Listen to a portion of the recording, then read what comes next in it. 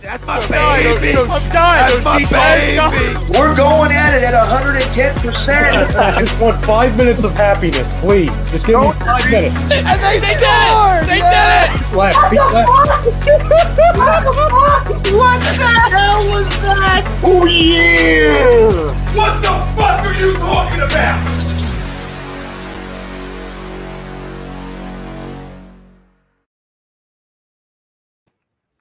Folks, Bob Mannery here, and you're listening to Agree to Disagree, the flagship, only on A2D Radio. Uncle Sweeps, Nick DelGozzo, the legendary Brian Wilson, and the fucking man himself, Tom Arnone.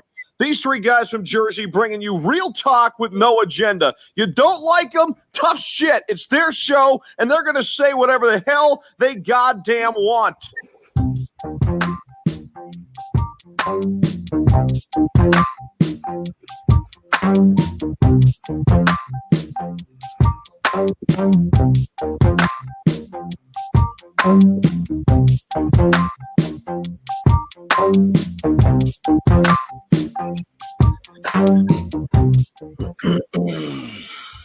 Welcome in, everybody. This is Agree to Disagree, only on A2D Radio. Every show we are brought to you by our doc, make him yours, Dr. Paul Vidal, Specialized Physical Therapy, LLC, Burlington, Cherry Hill locations. Find them on the web, specializedphysicaltherapy.com. We'll have the doc on around 1 o'clock. Talk a little bit about Joel Embiid, back-to-backs, looking strong. Talk about some other things around the health world. We got some Flyers guys banged up. We'll try to get his thoughts on when some of them guys can come back, because defensively the Flyers flat out stink. We're not really talking Flyers today because that's how atrocious they look right now. But I digress. Crumb of the week could be the Flyers. Eagles, new coaching hires. There's some new ones. Obviously, a new defensive coordinator, passing game coordinator, and now Deuce Staley officially out and asked to be released from his contract so he can go look elsewhere. And we'll get everybody's opinions on that, because it looks like social media world is in an uproar over it, and I think you guys are absolutely insane. But we'll talk about it, and I love Deuce. We'll talk about all that. A Philly team will win a championship within the next 5 years. If you agree, then who? We'll dive into a little bit of that. NFC, AFC Championship game previews, predictions, against the spread, win you some money. Listen, both road dogs -3 today. I like both road dogs. We'll talk about it. We'll dissect it. Our main topic at hand is Sixers. All right? They're hot right now. They're playing good basketball. They're 9-0 with their starting five, which is impressive. I know last year we talked about, the starting five was good, like when they played together. But this is actually like really good when they play together, right? Last year was like solid. They looked good when they played. This starting five looks extremely good together. They move the ball well together. We'll talk about the Sixers' essential hot start with their starting five, and a hot start overall too. Our poll question brought to you by allcampusoc.com. Use discount code A2D for 15% off all your team hats. Allcampusoc.com, discount code A2D for 15% off all your team hats. Our poll question, Ben Simmons has turned a corner offensively. Agree or disagree? Let us know. Facebook, YouTube, Twitter, Twitch. That's where you can find us live. Everywhere you get your podcast, you can find us there. Like, subscribe, follow, download, join the conversation. Tom Arnone, Nick DelGozzo, Brian Wilson, Greg Milakovic, the family out there. Let's talk a little bit about Ben Simmons. And our first topic at hand is brought to you by the Counseling Center and Sunrise Detox. Many of us and our families deal with mental health and addiction issues. We're happy to support the Counseling Center and Sunrise Detox, Cherry Hill, New Jersey locations, teleconferencing or televisits, obviously, for mental health. Give our guy a call, 856-651-8117. Listen, totally support this. I know the man running it, and I can't say enough good things about what he's accomplished, not only for himself, but for a lot of people who have needed it. So 856-651-8117. That pays the bills. Now into the poll question. Ben Simmons has turned a corner offensively. Agree or disagree? Listen, I mean, I've been a killer of the guy. I mean, I'm not going to run from it. Like I've talked about his positives and I talked about his weaknesses. I just asked for you to be aggressive and everybody know you played, right? Because not everybody knows you played if you play great defense. Because a lot of fans are idiots. So not everybody knows you played just by playing great D. Okay? I love the aggressiveness over the last 5 quarters. That's all we asked for. Have a pulse, be aggressive. I want you to be a pass-first point guard. I want you to distribute. I want this offense ran through the best player in the NBA in Joel Embiid right now. Right now, the best player, the most dominant. I want our offense ran through him. But I just need you to be aggressive and in big moments. And at the end of the Boston game, that's the aggressiveness we ask for all the time. That's a pulse. That is a max deal contract. That's what max guys do in the fourth quarter. Last night on the road, same type of thing, but earlier on in the game, and then down the stretch, you got aggressive too. But early on in the game, extremely aggressive. Listen, it's hard to win back-to-backs. It's hard for this basketball team over the last year and some change to win on the road. We'll take it. We'll take it. That's all I ask for. Because everything else he's going to do night in, night out. He's going to dish well, he's going to board, and he's going to play great defense. Them things are given for him. The aggressiveness offensively is never a given for him. He's too talented, and that's all we ask for. You don't got to drop 20 a night. I said it the other night. Dude, you can't leave without 16. You just can't. You're too talented to leave without 16. Now, remember one other thing. He is a pass-first guy. We do have a lot of guys who like to get up shots here, all right? And our best player is going to get up at least 20 a night, guaranteed, okay? So I understand if there's nights where, like last night, he only shot it 7 times. But guess what? It was an aggressive 7 times. That's the difference maker. You went to the line. You weren't scared to go to the line. You shot great from the line. And then 2 big free throws to ice it. That's all we asked for. I don't need you to – listen, I don't need you dropping 30 a night because I got the best player in the NBA that can do that, okay? And I got role guys around you that can score. Tobias, listen, he's the definition of consistency. He's 18 a night, and you can go to bed. Every night it's what he's going to give you. So you know that Joel and Tobias are going to give you what they give you, right? Seth, I mean, pretty consistent. Okay, we go, Steph. That's cool. Seth, whatever. You know, I mean, pretty consistent guy when he's out there, right? So the only guy who's not is hot or cold is Danny Green out of your 5. So the nights where Danny Green's cold, that's where Ben's got to step up. So just knowing your spot, picking your spot, when to step up offensively, and when to be the great dish guy you are. Because in reality, I'm critical of the guy, but he gets guys a ton of open looks. And I look at that as a win because not a lot of guards do that nowadays. Most guards are score-first guys. So if we didn't have Joel Embiid, then yes, you better be dropping 25 a night, babe. But we do have Joel Embiid. And I feel like he has turned a corner offensively. And before you guys go, I just want to read you this. I just want to read you guys this quote real quick because I love this one after the game because this fan base does get in a rush, right? And it's just life and it's sports, right? Everybody's in a rush to win. But Ben's quote last night after the game about him and Joe, we're never going to quit on each other. And I think we're at a stage now and we realize that we need each other. We need each other to win. And that's growth. And he made the comment last night, like everybody's so quick to get us where we need to be. Like it takes time to grow. It takes time to mature and learn each other. And he made a little joke of it last night, but I like them quotes. I like that kind of like leadership. I like the fact that he made it clear, I don't go on social media. I don't give a rat's ass what anybody says. Good. Care about what your coach said, because that's what he said. I care about what Doc says to me, Sam, and my teammates. That's growth, dude. I mean, I can shit on that, but I actually like that statement. Like, because they're the guys we want in your ear. We want Doc. We want Sammy. We want the players. We don't got to listen to us. Listen to them. Don't listen to us, fucking morons. Yeah, don't listen to us. Listen to Doc. Whatever Doc and Sam want you to do, we're going to sit back and say, as long as we're winning basketball games like we have, we can deal with the hot and cold of him. If we're winning. If we're losing, that's when the pressure really starts where, hey, maybe you got to score more. But right now, like, does he need to average more than 13 a game? For sure, right? It's got to be at least 16 in his sleep. But I think he has turned a corner a little bit because he showed aggressiveness. And that's all I'll take. So I'll agree. What do you boys say? Family out there, we see you chiming in. We'll get to you. We're going to give our predictions for the games coming up. So stay tuned with us. Lock in. We're here for you. So Ben Simmons has turned a corner offensively. Agree or disagree? I don't know if I'm going to agree. Yeah. But, I mean, I echo what you said, though. Like, I've been saying it for the whole time. I just want him to be aggressive. I don't really care. I'm not going to put a number on the amount of points he has to score, but just be aggressive. I think the 16 will come if you're just aggressive. And his free throw stroke does look good, which we're all happy about. I know that. It looks way better than it has in the previous years. I think he was 10 and 12 last night, right? Yep. So he's 10 and 12. I mean, And again, I'm not looking for you to shoot 15 to 20 times. But if you want to shoot 8 to 10 good shots and then be aggressive going to the hole and get to the line, I'm happy with that. Because I know what everything else he brings. And I'm not going to kill the guy for not shooting a ton. But I just want you to be aggressive. That's all. And he's played great the last game and a half, basically. So just hopefully he keeps it going. No, absolutely. I mean, good points. And he doesn't need to take bad shots, right? Because there's a lot of scoring on this team. Yep. So he doesn't have to put himself in bad shots either. So good. The one thing I will say that he kills me.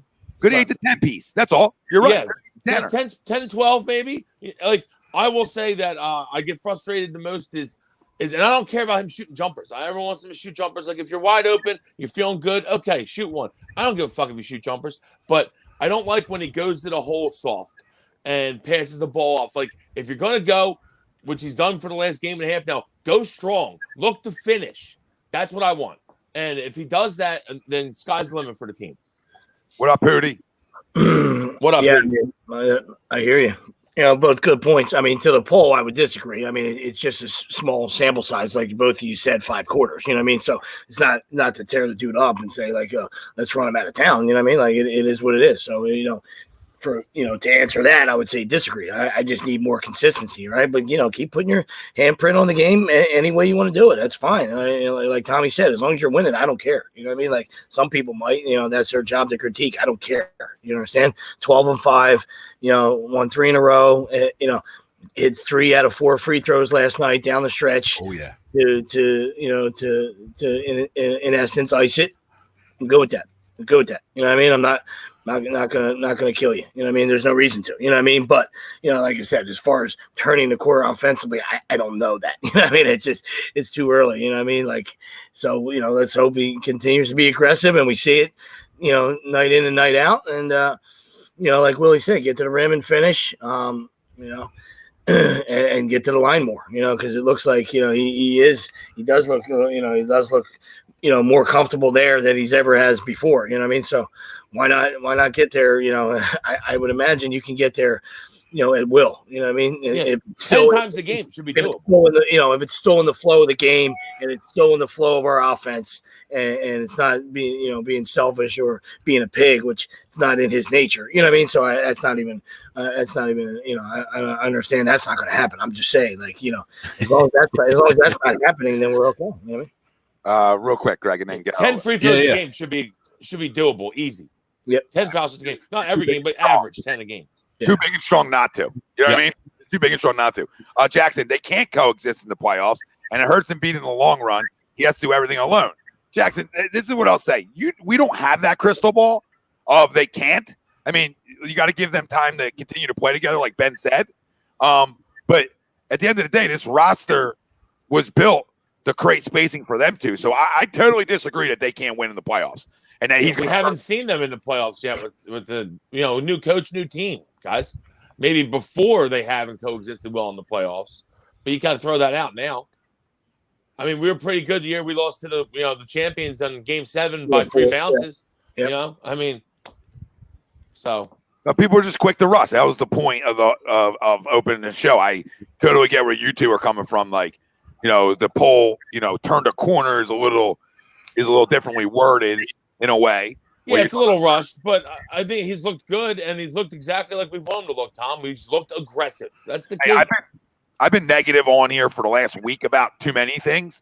So, and I've been called, people think, Tom's just always negative. I went from pom-pom guy to, the definition of negativity. So people have finally seen you. Okay, good. Yeah, sure. We'll go with that. I mean, I can't. One way, I can't have it the other way. If I get pom-pommy, I'm too pom-pomish. If I get negative, you're so negative, Tom. I've crushed the Eagles all fucking week. So I've crushed Ben plenty for his lack of aggression. So today I was going to come back in kumbaya because 5 quarters is no. I mean, that doesn't turn it all around for sure. You got to be consistent. I'll get the marshmallows. But at the end of the day, I'll take it. And maybe it does help him turn a corner. Probably a better wording that it just helps him take the next step to turn the corner, just being aggressive. He doesn't have to do it every night. He just has to play great defense, get guys open looks, run the court, and do the things like he did last night because everything else comes, right? So it's all going to come if you just attack.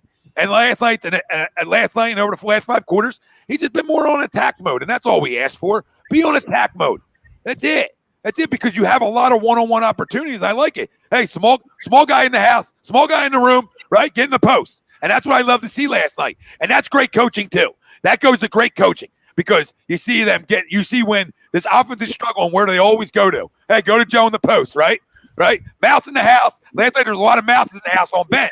So what did Doc do early on? Tried to get Ben in the post. Tried to get him on the mouse in the house, and it helped him.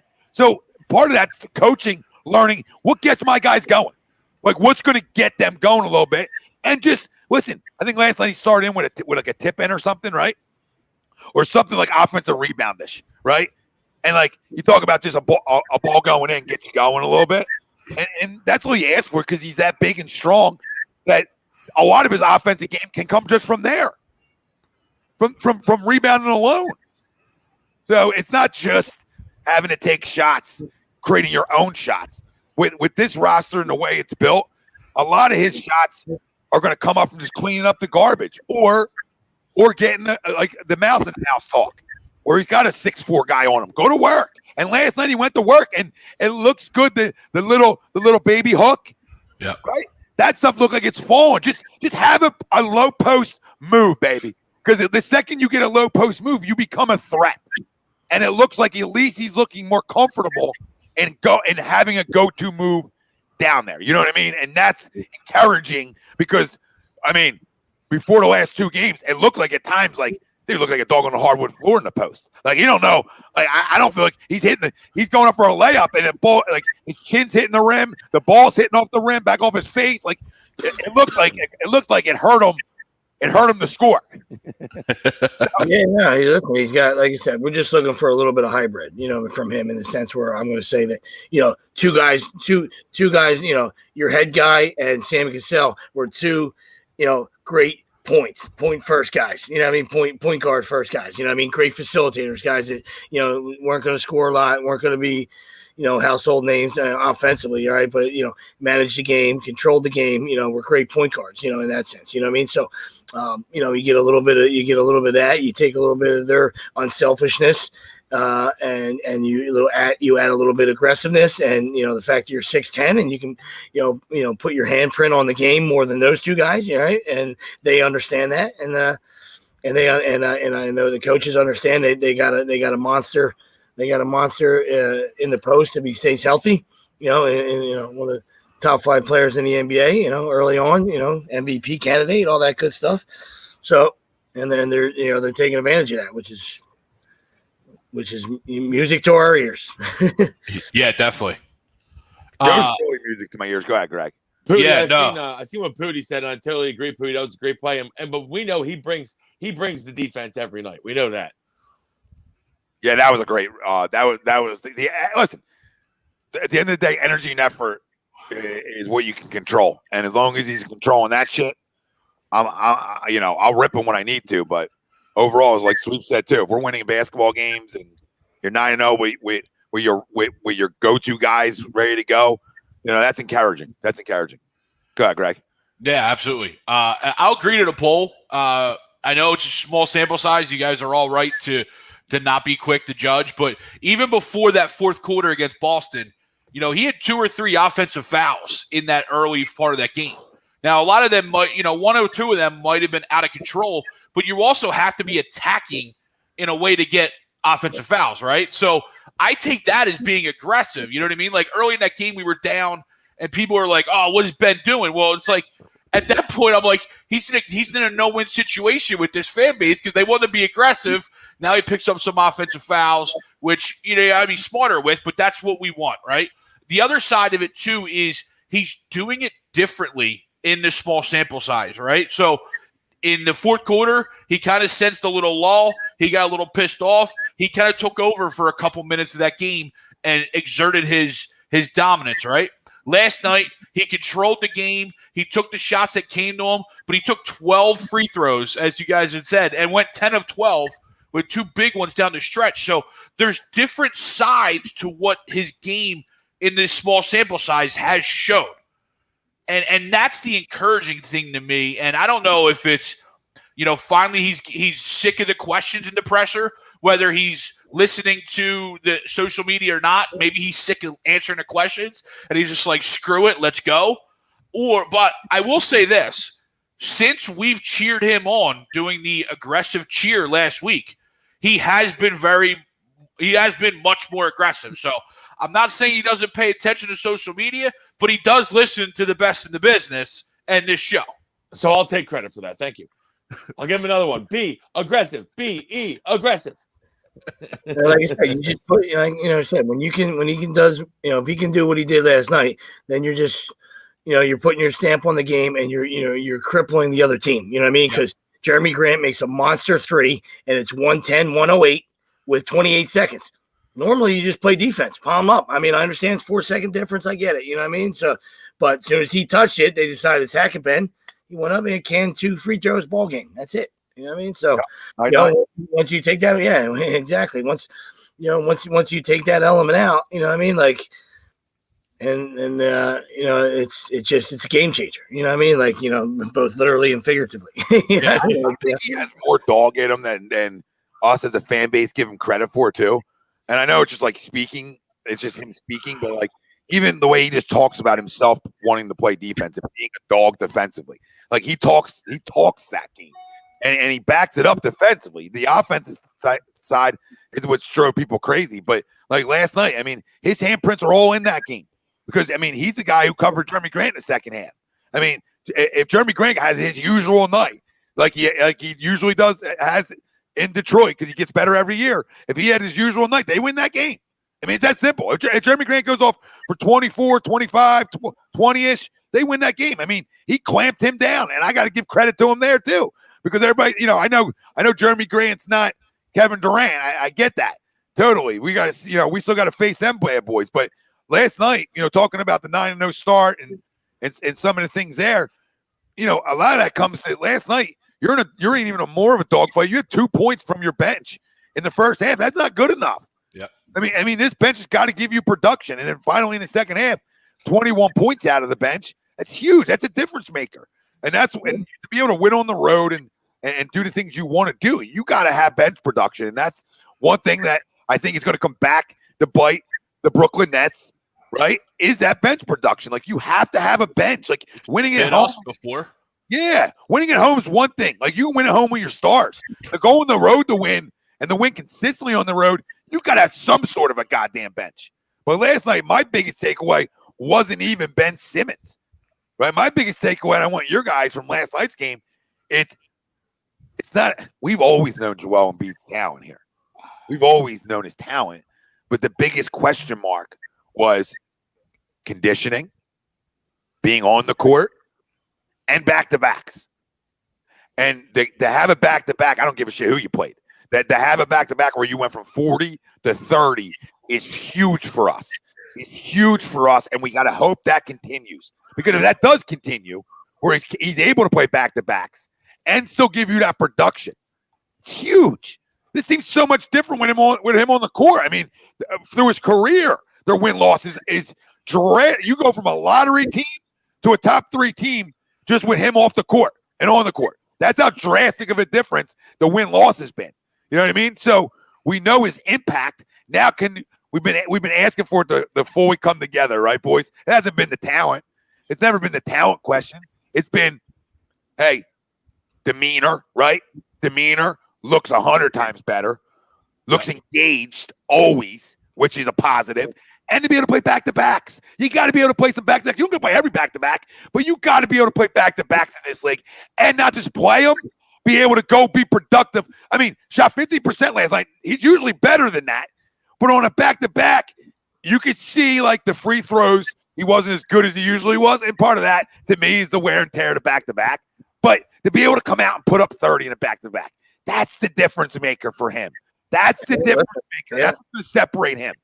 A lot of that's maturity too, buddy. You know what I mean? Like obviously you get a little bit older, you settle down, you know what I mean? You wifed up. I mean, sometimes, that it could be a detriment, to some people, but you know what I mean? Like that's huge. You clean up, you clean up your off season a little bit because, you know what I mean? Like you're not running around. Who knows? You know what I mean? I'm not trying to make any predictions or not. I'm just saying that's just part of part of evolving. You know what I mean? Like as a pro athlete, you get older, you become more a veteran. You know what I mean? And like you said, we're worried about the injuries. You know what I mean? But growing up's a big part of that too. You know what I mean? Because we know, his social media game. And I know you don't want to take that away from him. You know what I mean? But I'm not saying we have to. I'm just saying that's part of growing up too. You know what I mean? It's just don't worry less about that and worry about staying healthy, all right, and being dominant on the court.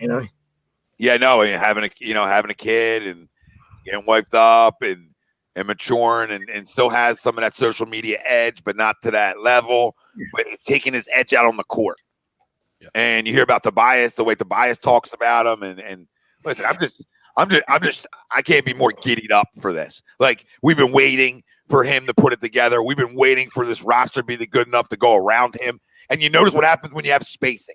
It's that simple. Like, when you have spacing, you let the big dog eat. I don't give a rat's ass what anybody's got to say anymore. This dude is a combination of a lot of great big men I've seen in my history of watching basketball. When he's got his back to the basket, he can and has the ability to be dominant like Shaquille O'Neal with his back to the basket. We finally got a coach that forces his back to the basket at times, right? When needed. He has the ability, I was saying the other night, like, his mid-range game is so freaking lethal this year.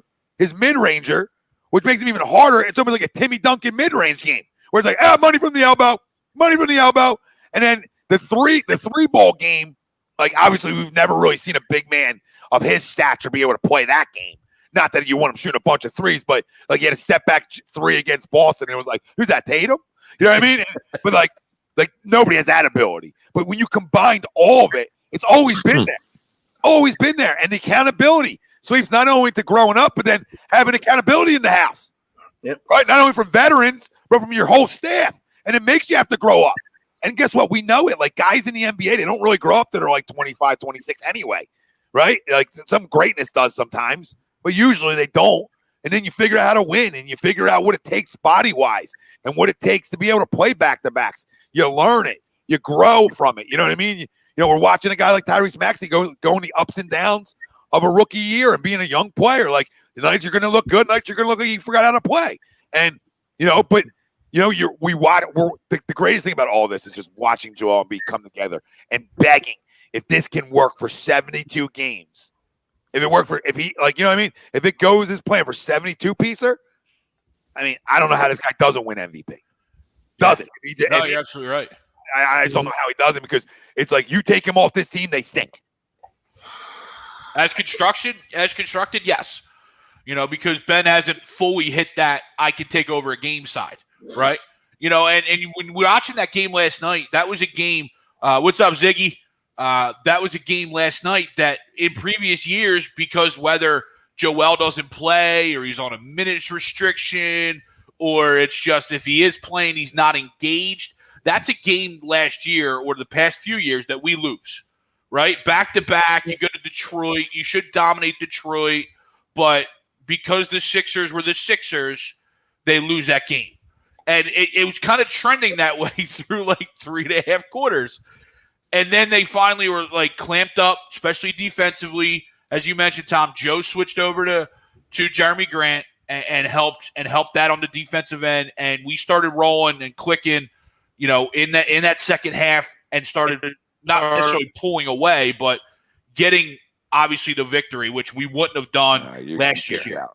Well, listen, I hear you. No, great points. What happens is, agreed. When your best player is on the court, it's just a game changer. I'm not stating anything Captain Obvious, but you feel like you can always come back. You know what I mean? So you're down early.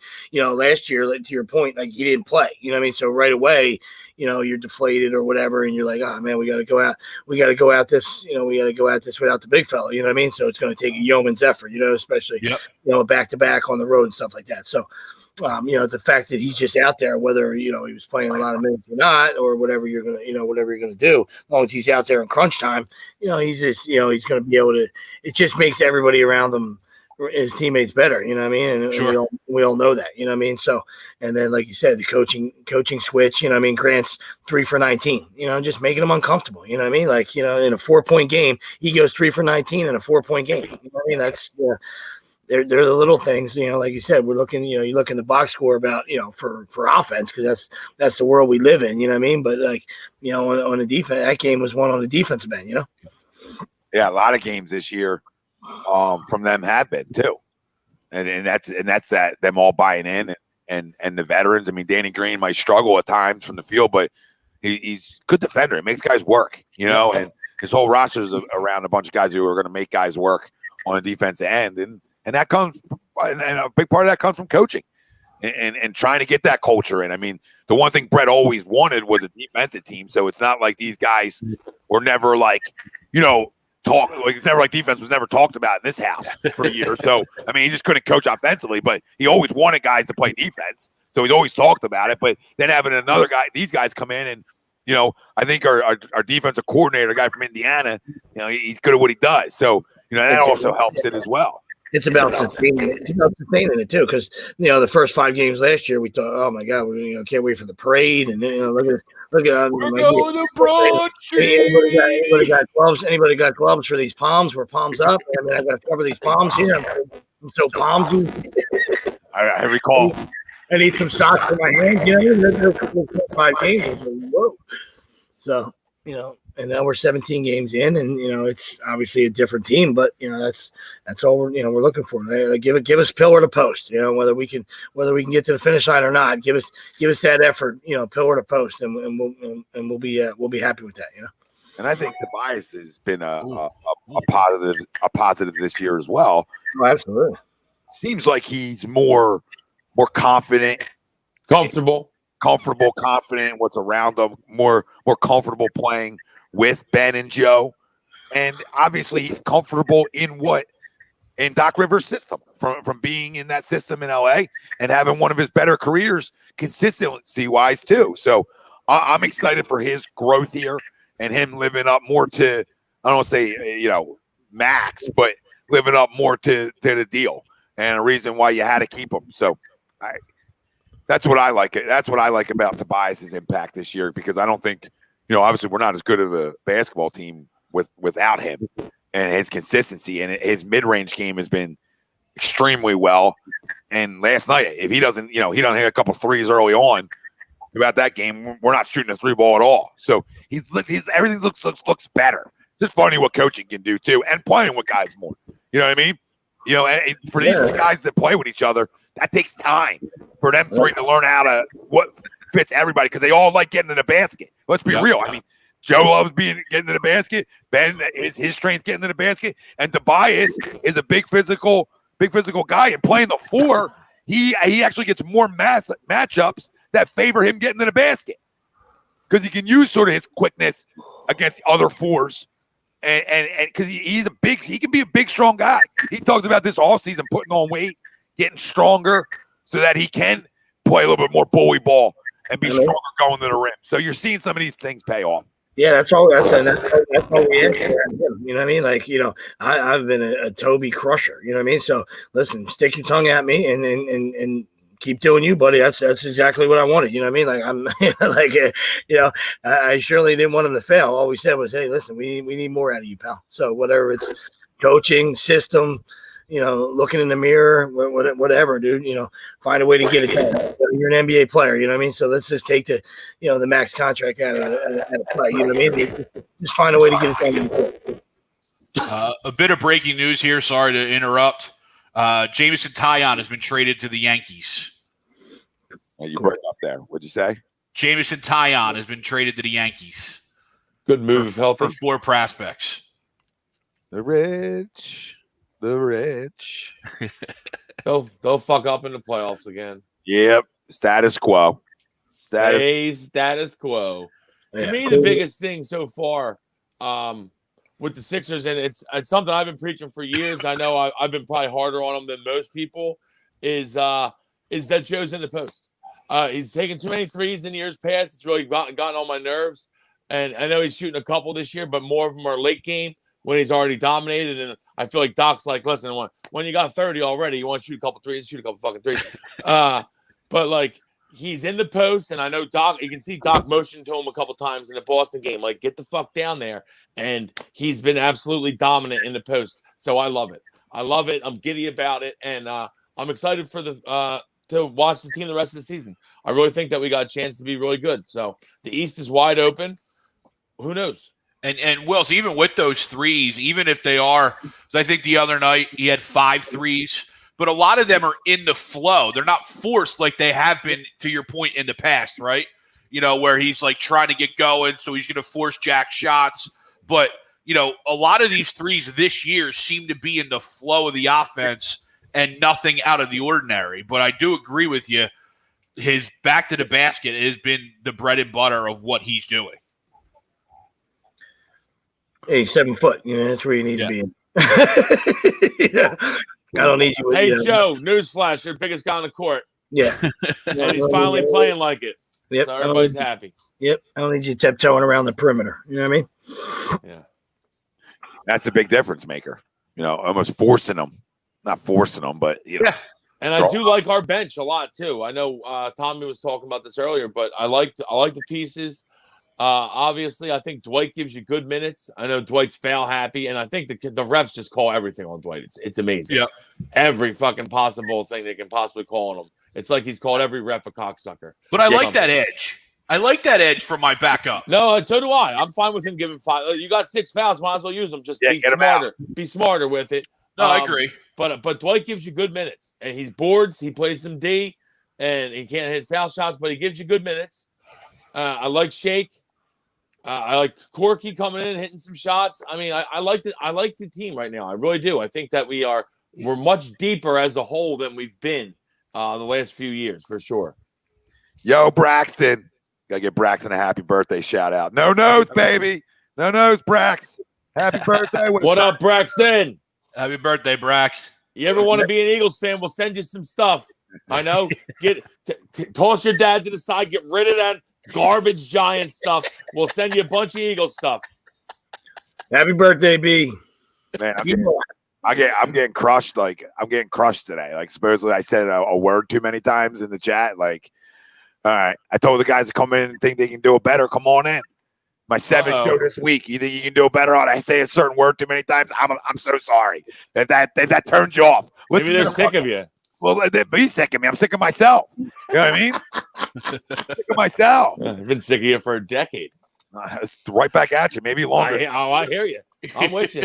Mind melt. I was going to go longer. I just was being cute and nice with a decade. Yeah, I'm not going to be kind. 40 Boy does say, am I allowed to read this off, 40 Boy, after all the critiques? I mean, I feel like I was like, I'm back in school. Like, at time, he said this word too many times. Stay away from that one.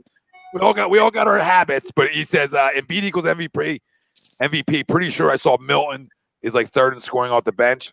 Yeah, I mean he was. He is 3rd. We were struggling when he didn't have any points. Yeah, right. And the fact that he was able to get himself an 8-piece, and then Corky, maybe the biggest shot of the game. I mean, that 3 ball with everything running out. I mean, that's a huge 3 in context to where that game was. Yep. Big 3. We don't win that game when they don't score 21 in the second half. They had to. They can't. It's so important on the road because your big dogs get tired or whatever on back-to-backs. That's where you rely on your bench a lot more. So exciting for them to have a little outburst. Just good to see them winning games on the road. We haven't done that a lot in the last year and a half.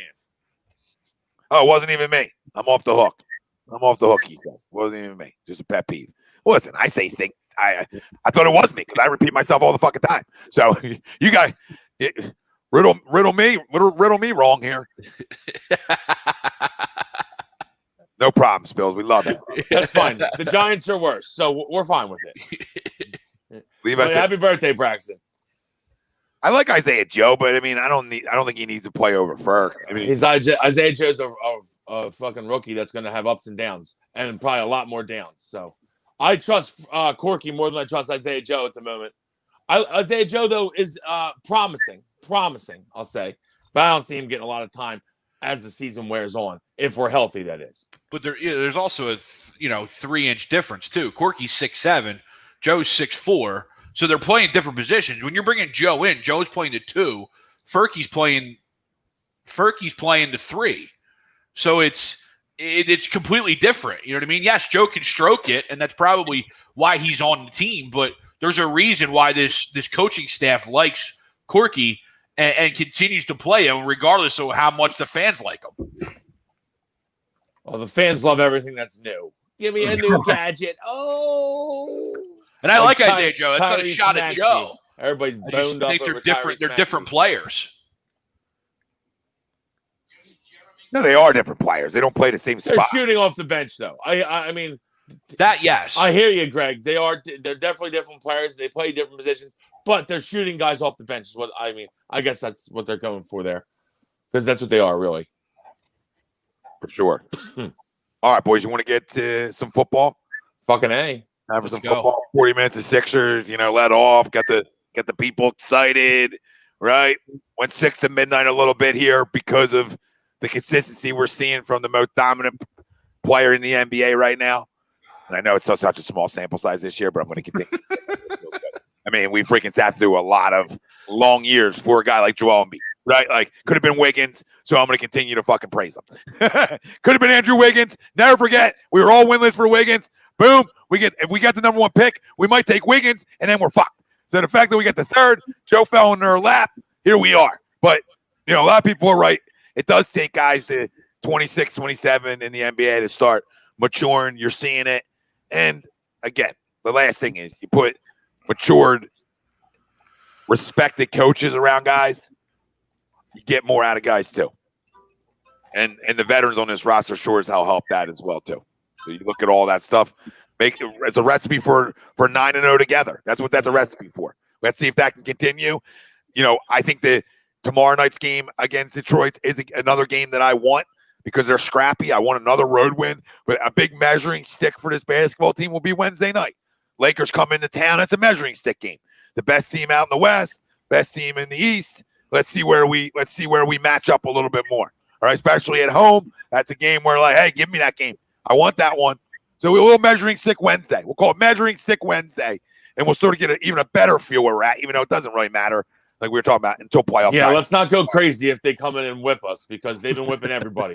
So we're coming for you, Crumb Ralph. They're a well-oiled machine right now, the Lakers, dude. Fucking crazy. I feel like they made some great moves too, which is weird to say, but the Dennis Schroeder and the Montrezl Harrell moves are great moves for the Lakers. 40 boy. Yeah. Yeah. Pretty two pretty good upgrades. Yep, not bad. Yeah, not bad at all from where we were too. 40 boy. Do you guys have merch? Yes, we do. Here's the link right here, brother. PhillyDrinkers.com. And you can just go to their search bar and search A2D Radio, and there's tons of shit. Ton of merch. Let's start with the first game. So I want to save the second game for a couple minutes when the doc comes on, because I want to talk to him obviously about Mahomes' toe. Right? We'll talk a little toe gate. I think that could be a little bit of a concern more than a concussion. I mean, to me, toe talk. It was the toe and driving in the throws more than it was him going to be cleared. I thought he was going to be cleared. It's the toe. But let's start with the 3:05 game, the NFC title game. Bucks at Packers. Familiar face back in the title game, just in the NFC, and that's Tom Brady back at it again. A team that's gotten to an NFC title game because of their defense in the Tampa Bay Buccaneers. That has to obviously continue today. 3-point dog to a guy who just seems to be so freaking locked in Aaron Rodgers. I don't know how a team goes in and beats them, but I think they do. I don't know how a team goes in and beats them. You would think there's no way. The Bucks in Lambeau, no shot. This is a game. This is a game that Green Bay wins. I feel that way a little bit, but Green Bay's biggest weakness, I'm wondering if it ever comes out and bites them in the ass, because they still never addressed it from last year. I mean, a memory just came up last year. The Niners still running the football down their throat. Or I think it was the Niners. Yeah, the Niners still running the football down their throat. So they've gotten better with stopping the run, but they're still not a really good run stopping team. Tampa doesn't really overly run the ball extremely well. They're okay with running the football. They have the ability to run the football. Okay, that's where the difference of this game comes down to me for. If Tampa can punch them in the mouth running the football, then it's going to be the kind of game I think it's going to be, where I think Tampa can win by a field goal. I don't know. I just got a weird vibe that Brady sees. I think Tampa smoked them already this year, didn't they? They did, which makes it like Green Bay. But pick six. Rodgers looked awful. So I just game he played all year. Yeah, it was 10-0, and then he threw a pick six, and they just scored like 30 straight. Yep. And they ran on him, Tom. And to your point, I totally agree with you. That's the way for the Bucs to win this game is that Ronald Jones and Leonard Fournette are going to have to eat. I don't see it happening. I just think that Green Bay's on a mission. I do think it'll be a close game, but I like Green Bay in the game. Yeah, I would never. It's tough. It's tough to pick against Brady. We all know that. You know what I mean? So, the biggest thing besides Rodgers being on another level. You know what I mean? From whether it was draft night or whatever it was. He decided to flip that switch, and he's just been he's been unbelievable. So, but they're running the football well, all right? And now, I think the Rams are second to the Bucs in yards allowed. You know what I mean? So they tore the Rams up. All right, now let's see if they can have that success. Similar success, not the exact same success. You know what I mean? But they're more susceptible to the pass. All right, and when you got Aaron Rodgers, that bodes well for you. You know what I mean? So we'll see if they can run it enough to set up some play action and Rodgers get some big plays down the field. But yeah, I agree. Play action is the word of the day, Sweeps. Yeah, I agree with Wills. It's the Pee Wee Herman word of the day. I had the Packers months ago, not going out on a limb. It was Packers for me, and it just was one of those things. But if the Bucs run it down their throat, then this is going to. It's still going to be a close game. I don't think they run away with it. I just think it's it could end up a touchdown game and come down to Packers making a play on defense down the stretch to stop the GOAT from going to another Super Bowl. Yeah, to me, the play action is the word of the day because both offenses. You do so much off of play action, and it's so important to both quarterbacks. And obviously, the other easy one for the day is who's going to get pressure on who, right? I mean, because that's going to change the whole game up real quick for both. Rodgers a little harder to pressure than Brady. Both like to get the ball out of their hands quick. I'm interested to see what defense, because whatever defense comes to play today is a team winning this.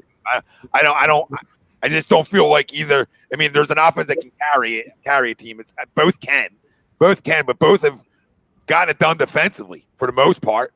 Both defenses much better, much improved, and we're going to see. I think it's a dogfight. Their corners match up well with the Buccaneers wide receivers, vice versa. No Antonio Brown, and that's a key for me because you're right, Tommy. The Packers. Spent a lot of effort to rebuild their secondary, and they're good. But to me, that the key for the Bucs was that Antonio Brown factor, right? You could cover Godwin, you could cover Evans, or you could cover Brown, but you can't cover all three of them. And missing Antonio Brown today, I think, is going to be a key X factor for Tampa Bay.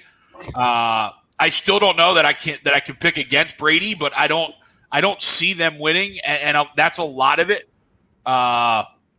because I think that's huge. He's starting to find his rhythm. They don't obviously they're not using Gronk as the way Tom did in New England, right? So he doesn't necessarily. I'm not saying he doesn't look like his old self, but he doesn't look like the old self and the old Gronk. So he's blocking a ton. Yeah. So he's not as much of a factor and a guy you have to guard against in the offense, whereas Antonio Brown is. So I think that's a huge miss for them this week. I just think things like shake out the just weird stuff in sport. Yeah. Like the Bills are trying to win their first Super Bowl ever, right? Okay, they were my team to get there, and I just feel like Brady's been over their head for years. Like years and years and years. I just feel like for us to win our first one, it took us beating the GOAT, right? and scoring 40 plus with a backup quarterback, right? Like, I just feel like the same similarities for the Bills. Like if they're gonna win a Super Bowl this year, and this year is their year, right? They're gonna beat Brady to do it. Brady. They're beating Brady to do it. Like it's just like it adds up. It's just you write scripts out, right? And like, come on. I mean, I'm not saying the NFL's fixed, but maybe a little fix to it because but you can say for both ways too. Like, yeah, it'd be fitting for Rodgers to go to a Super Bowl after you drafted a quarterback in the first round. So, both things. But that's more of like, I think both teams are really good. Obviously, that's why they're here. It's pretty much a pick'em game in Vegas, being -3. Okay, so they're telling you it's essentially a pick'em. They look at both teams pretty even, and I just love the way Tampa's defense has been playing. So, I mean, if there's a guy who can shred that to pieces real quick, it's 12, right? I mean, it's A-Rod. So if there's a guy who can make them look bad real fast, he's playing today. But I'll stick with the Bucs in this game just because it's setting up for the next one. That's my more reason, because I mean it's hard to pick against either one of them. Like it's hard to fucking pick against Rodgers, and it's hard to pick against Brady. Like either one. It's even harder right now picking against Rodgers for me. Like it's really hard to do. Yeah, the dude fucking lights out. I mean it's hard. He gets the ball out of his hand in like a half a second. Like I mean I don't know how he's ever been sacked. Like I watch him play and I wonder in my head, like, how have you ever been sacked? Like ever? Like I've never seen like Brady got rid of the ball so fast in New England, dude.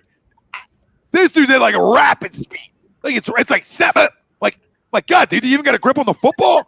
Like you know what I mean? Like everything is like so fast. I mean, even last week, and it's on the money, so he definitely has the grip. Money, yeah. Well, I mean that's a damn good defense that went in the Lambeau last week. Yeah, a damn good front. They didn't look that good. No, and that's without his left tackle. That's without a all pro left tackle he doesn't have. Or right tackle. I forget what side back Larry. No, he's a left tackle. No, he's the right. You're right. Back. Yeah, he is. Bakhtiari. However the fuck you say his name. David Bakhtiari. Look how great of a quarterback he is, though. Like he made that adjustment on his own. Like, all right, no left tackle. Nobody's getting home. Leonard Floyd, etc. On the Ramsey, but you ain't getting home. Oh, Tampa, another one. They're known to get pressure. So it's gonna be interesting. It's gonna be I think both of them are gonna be great games. Honestly, you can't handpick two better matchups in my opinion. The four deserving teams are right where they should be. And the two storylines all fit too, right? You got the old guard of Rodgers versus Brady, right? The GOAT versus GOAT, right? And then you got the young pups on the other side, the new GOAT, and then the darling of this season in Josh Allen. Yeah, and I like everything you were saying there, Tom. Good morning, the logic that you made about the Bills beating Brady for their first title and everything was good logic. The problem with it is that the Bills aren't going to win today. So that's the issue there. Okay. We can do that wager right here, baby. I'll wager that right here. You load it up, back your Willie Vegas brink truck up, and you tell me. Willie Vegas video's coming. Don't worry. Buffalo can do everything. Buffalo can do everything Kansas City does, and even more so, they can play better defense. So, okay, that's fine. All right. I'm just telling you that Casey's going to win that game. Okay. Mark it down. All right. We're going to have the doc on talk about it.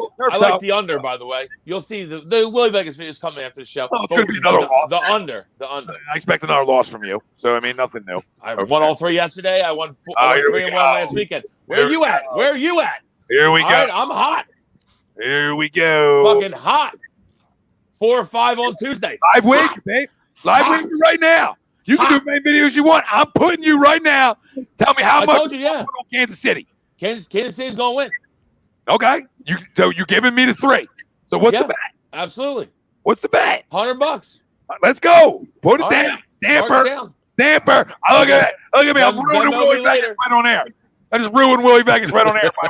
You didn't ruin anything. I win that. You didn't ruin anything. You ruined nothing. You ruined nothing. You hired another guy who got shit wrong. You didn't do shit. You ruined nothing. Willie Vegas has been hot. Dude, you think you own the gambling world? No, I'm just saying I've been hot. So maybe follow. Oh, what? Been hot. You did follow on Tuesday. You went 4-0. What are you worried about? Okay. Should have followed yesterday. Nobody's concerned over your picks. I'm just saying you seem real defensive. I'm not defensive. I'm just telling you that KC's going to win. Hey, Tom, don't have any other contact content on A2D because Willie's got a monopoly over gambling now. Over gambling. No, I'm just saying. I'm saying KC's going to win. A2D. KC going to win. Fucking guy. KC's going to win. I hope you listen to yourself talk. I do. All right, go back and listen. You sound like an asshole. Well, KC's going to win. Okay, that's out there. We know. We got you, babe. I don't hope you're right because then I lose $100. So.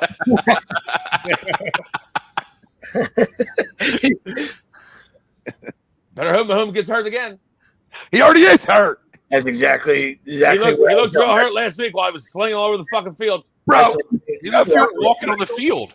Come on, dude. He couldn't even step in the throws. Are you okay? Are you okay? Were they rolling while he was playing? Because they were. They were. Ain't nobody stopping him. Little difference between this last week and this week, babe. Little different team coming into town. Is it a little different? It's a little different. They already rolled the Bills once this year, which gets me a little nervous. But little different team, in my opinion, coming into town. Well, a little bit better offense overall. Bills are good. It should be a great game.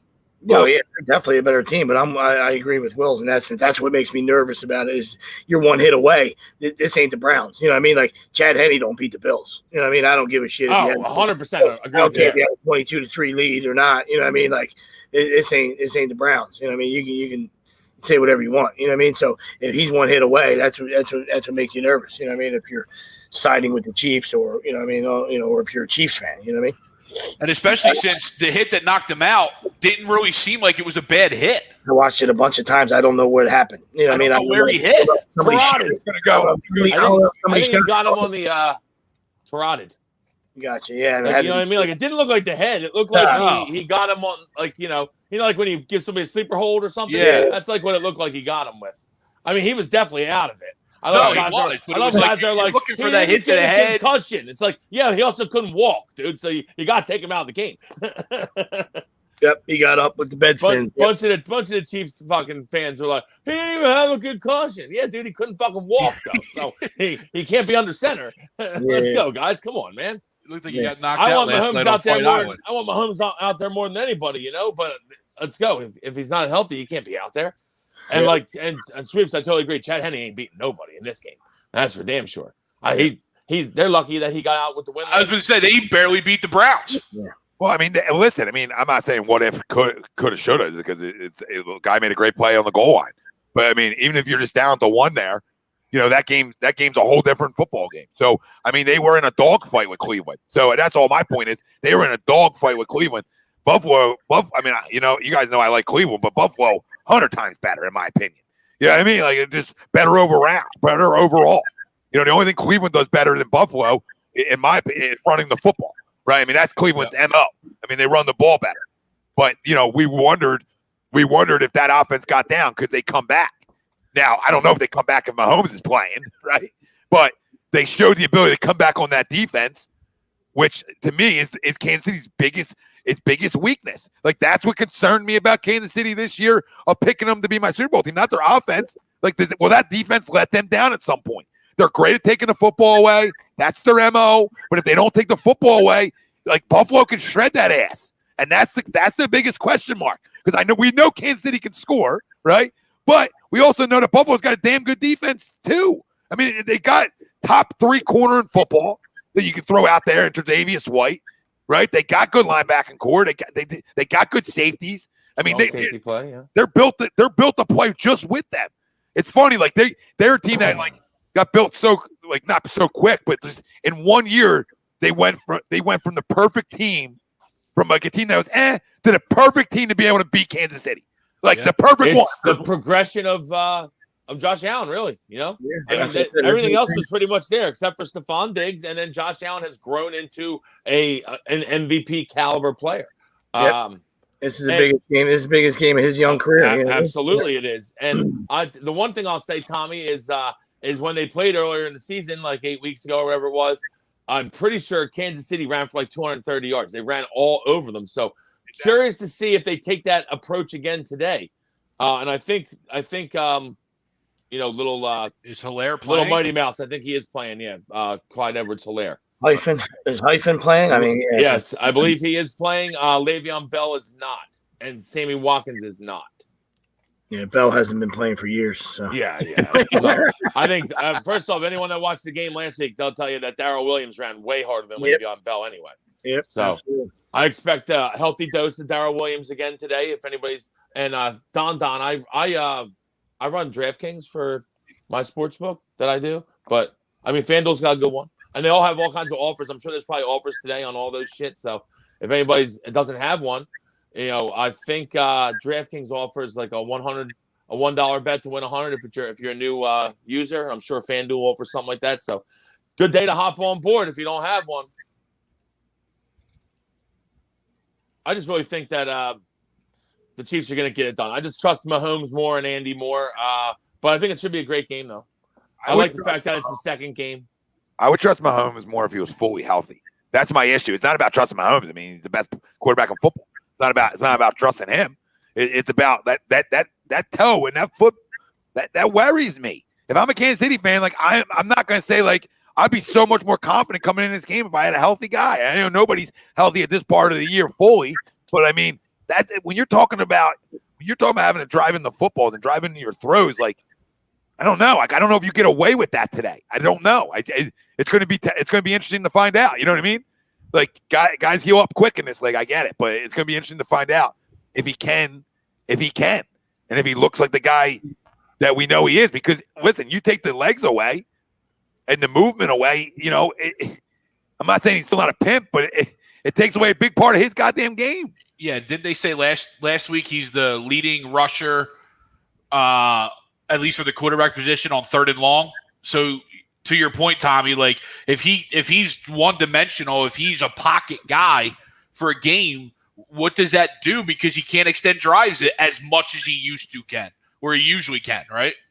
Can you drive into them deep balls you throw so often? Can you drive into all of them? And he threw an out last week, and he couldn't step into that throw, and that throw was off target by 10 feet.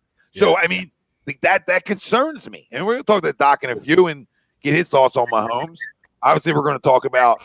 We'll jump through the Eagles' new hire. I know you guys didn't get a chance to talk about it on air yet, and talk about some of obviously a new defensive coordinator hire, and then I believe a passing game coordinator hire. Right, like he's not the offensive coordinator, that guy, right? Correct. He's like game coordinator. So he takes the same job he had in Kansas City. I mean, same job he had in Indy here. Indy, yep.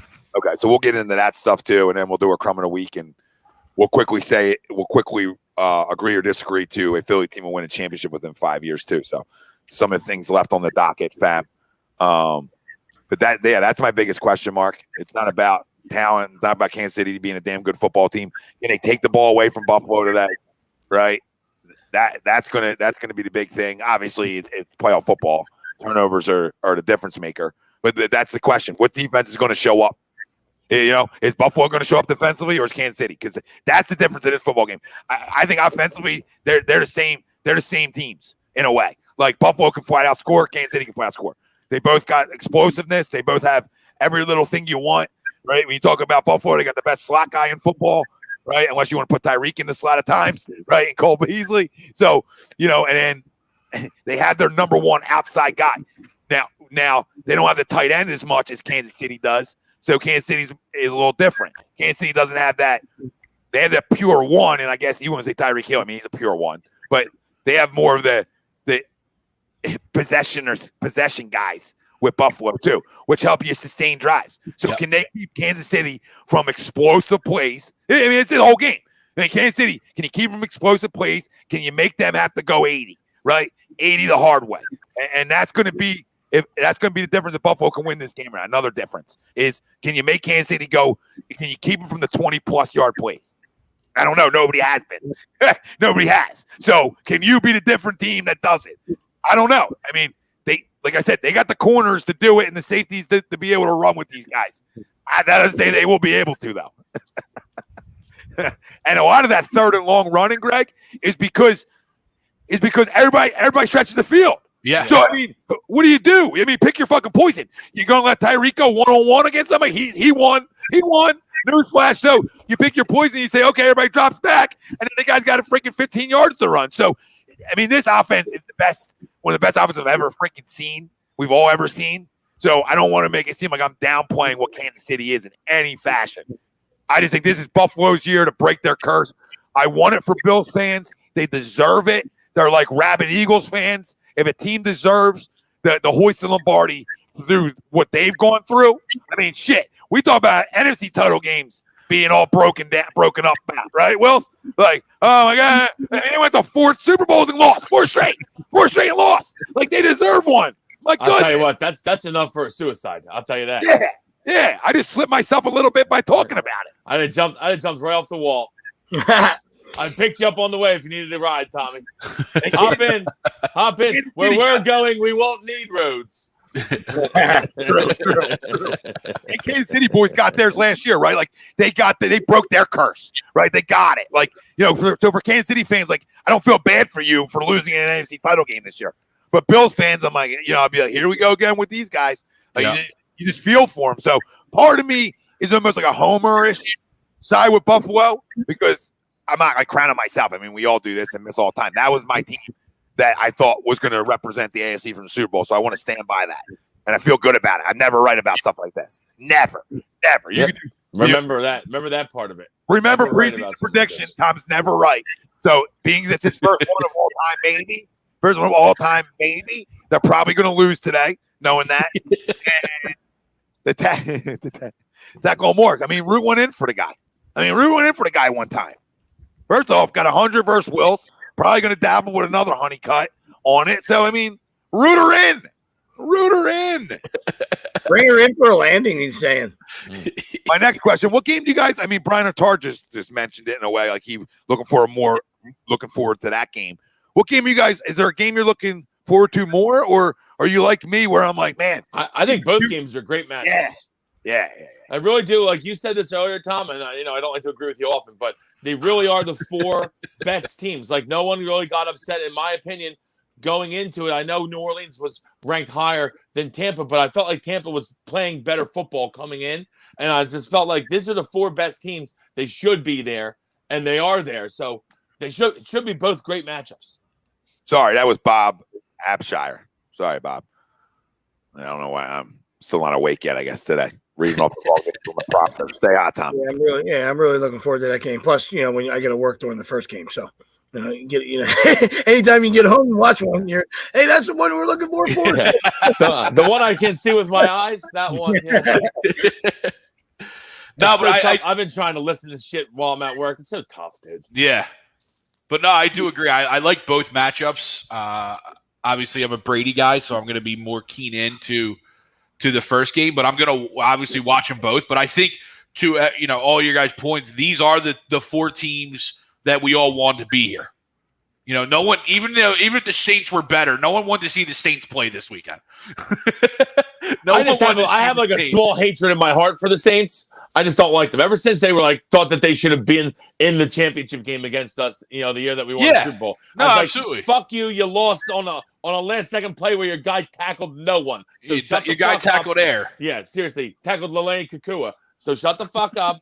All right. I don't want to hear it. So ever since then, and I like Breeze. Ever since then, I just kind of hated the Saints. Not a Saint guy.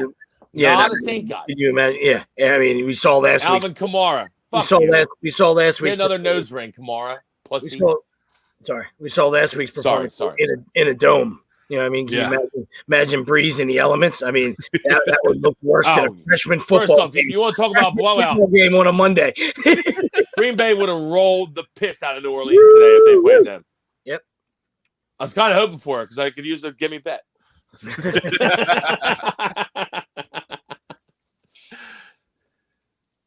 I like where your head is, Justin. Where will Stafford end up? It's a good question, Don. I don't know. Curious. We go Indy. Maybe Indy. Maybe New England. New England's a good possibility. If I'm Bill, I'd love to get Matt in. Stafford to me is the guy that's completely underrated around the league. Hasn't had a lot to deal with. I feel like he's always had a good receiver, at least one good receiver, but he never got a lot of help running the ball. Never got a lot of help on the defensive side of the ball, and it's always been a great player. He's been banged up a bunch, but dude just makes throws. but he Yeah, plays. throws. Even though he's banged up, he plays. Plays a lot. Yeah. He plays. He's a tough kid, man. He gets a lot of criticism, and I understand that position. You got to win, and he's in the freaking doldrums of Detroit. So I mean, that's I always tell people it's let's not kill the guy too much. You know what I mean? Like, I think anybody in Detroit sucks. Sorry, Don. I think he ends up with the Colts. You know what I mean? Like they know that. Jacoby's not the answer, so they're gonna have. Frank's got to. He's got to. Wheel and deal, do something. So if 11 don't end up there, it might be Stafford. Yeah, I think I lean towards the Colts as well. It just makes the most sense. New England makes sense in a way, but they don't have the offensive weapons that really intrigue me if I'm Stafford right now. The Colts seem to have more of that balance, the running game. They have weapons on the outside. So good offensive line. Good defense. So, you're in the dome again. You know what I mean? So you're comfortable playing in domes. So to me, that would be, if I'm Stafford, that'd be the direction I'm leaning towards. But he's such an underrated guy, man, because of where he's played. I mean, he's always a top 5-6 quarterback in football. I don't even give a fuck what his record says. He always comes in and beats our ass. Yeah, I mean, he's always in games, even when they stink. Like, he's a gunslinger. Yeah, he keeps. Would love to see. I mean, he's had good defenses in the past, per se, a little bit, but like they're good years. Get after the quarterback defenses. I feel like they never were like that great coverage wise. Darius was a good player up there, but like I know I totally agree though, Tom. Dude's completely underrated, especially from like you look at the landscape of the league, of the fan bases, that like what people think of him. They consider him like a 15th to 20th ranked quarterback. There's no way he's the top 10 guy. Philly fan, I wouldn't like that. Yeah, him going to Washington now. Yeah, that wouldn't be good. No, I don't want that to happen, though. Levi says, my mom overheard you all talking about the 100-to-1 odds for New Year's on DraftKings, and I'm now signing her up. Yeah, there you go. Jump on board. Jump on, Lee. Like $1 to win 100. You can't beat that. Can't beat them odds. All right, fam. So we got our doc in the back here. We'll get him on. Doc. Dr. Paul Vidal, specializedphysicaltherapy.com, Burlington, Cherry Hill locations. Find him on the web. There's the link right down there, specializedphysicaltherapy.com. We're going to talk to him, obviously, about Patrick Mahomes and his injury and maybe what to expect today, and obviously get his thoughts on some new Eagles hires. So I got to fix it. What up, Doc? What's up, guys? How you doing? Hey, Doc. Hey, what's up, Doc? Hey, Doc. How's it going? Be better if we're playing. It would be better if we're playing today. I'll tell you that. I mean, that'd be nice. I'd like to know what that feels like again. They came up with my memories from 3-4 years back. Been coming up. Just like, it was such exciting mornings. Waking up knowing we had, we're playing in title games. But it's amazing it was only 3 years ago, isn't it? Yeah, it's like so much has happened. So much. And we'll get to some of that's happened. A lot of it wasn't good. The first thing that is happening in Kansas City is not even the concussion, Doc. I mean, not even that part of it. I mean, he's been cleared, so I mean that's all independent. So, he's probably totally fine there. My question to you is, and Greg, you were saying turf toe. Is that? I just threw it out there. I don't know if that was absolutely diagnosed with it. Let's see if I can find exact. I think it's basically like that, right? He's got like. That's like what turf toe is, like bone spurs or something in the footer, right? Or something. I don't know. He's got a problem with his toe for sure. So yeah, it's like it is turf toe. It is turf toe. Yeah, turf toe. Okay, yeah. Like the ligaments of the toes, they get sprained or irritated. So I mean, obviously that's going to have effect, like him pushing off and taking off. So we'll see where it is. I mean, we'll see how natural he looks moving around. I mean, whether we can get a sense of that's bothering him or not. For sure. Yeah, it is turf toe. Just to confirm. Yeah. I was just reading, and now it's everything coming out. 4 hours ago is the concussion isn't even the thing anybody's worried about. They're worried about, like last week, once that started to flame up or flare up, whatever you want to call it, he wasn't able to drive into anything anymore. And he didn't look like the same guy. So, like, what can they do, Doc, within a week? When you're talking about turf toe, we know how bad that linger is, to have this guy 90% to play. Yeah, I mean, my sense, if there's a lot of inflammation there, they probably loaded him up with anti-inflammatory pill-wise. Probably did a lot of support and icing, and they're probably going to have that thing pretty supported, I would say, during game time. And, I don't know. I'm not sure. I mean, it's such a, it's the big toe, right? So, I'm not sure if they would have even injected that spot. I mean, that's possible. But yeah, we're going to see, it's I forget which foot it is. Is it his left foot or right foot? It's his right foot. Right, yeah, the push off. Like his back foot if he's dropping back. Yeah, exactly. I think that would, it's definitely worse. Yeah, I think. Yeah. I thought it was. I think so. Doesn't even matter. I thought it was his left, but right, left. I mean, either or. I mean, your plant, your drive, any way you look at it, it's going to affect you. It is left. Sorry, it is left. Okay. I thought it was because he couldn't plan on it. That was the problem. That makes sense. Okay, yeah. So he probably. I feel like that's easier though than the right. Not for him. He throws weird. He throws different. Like he's not like if he can't even plan on it. That's the problem. That was why he started to struggle because he couldn't plan on it when he was throwing. I'm not saying the driveway's gonna be any better. It's turf toe. I mean, to me he's in a bad spot any way you want to look at it. Yeah, be interested to see what type of pass plays they pull for him. If they get quick screens or short passes where he doesn't have to put a lot on and he can make a quick decision.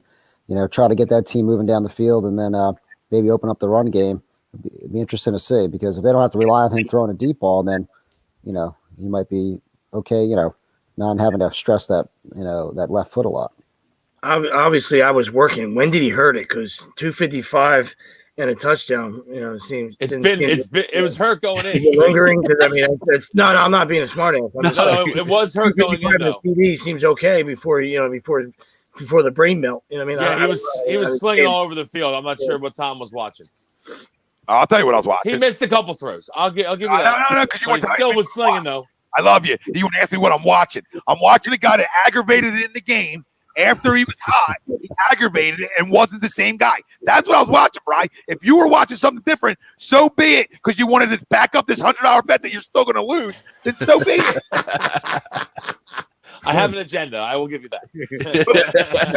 Turf toe or not, 75% Patrick Mahomes is a heck of a lot better than 90% of the quarterbacks in the league. So, I mean, he didn't look terrible after you heard it, but you could see it. That's all. Like, you could see the difference in him because he was limping everywhere he went. You could see when he ran. He ran that one for like 12 yards, and you could see he was definitely limping back to the huddle, but he still ran.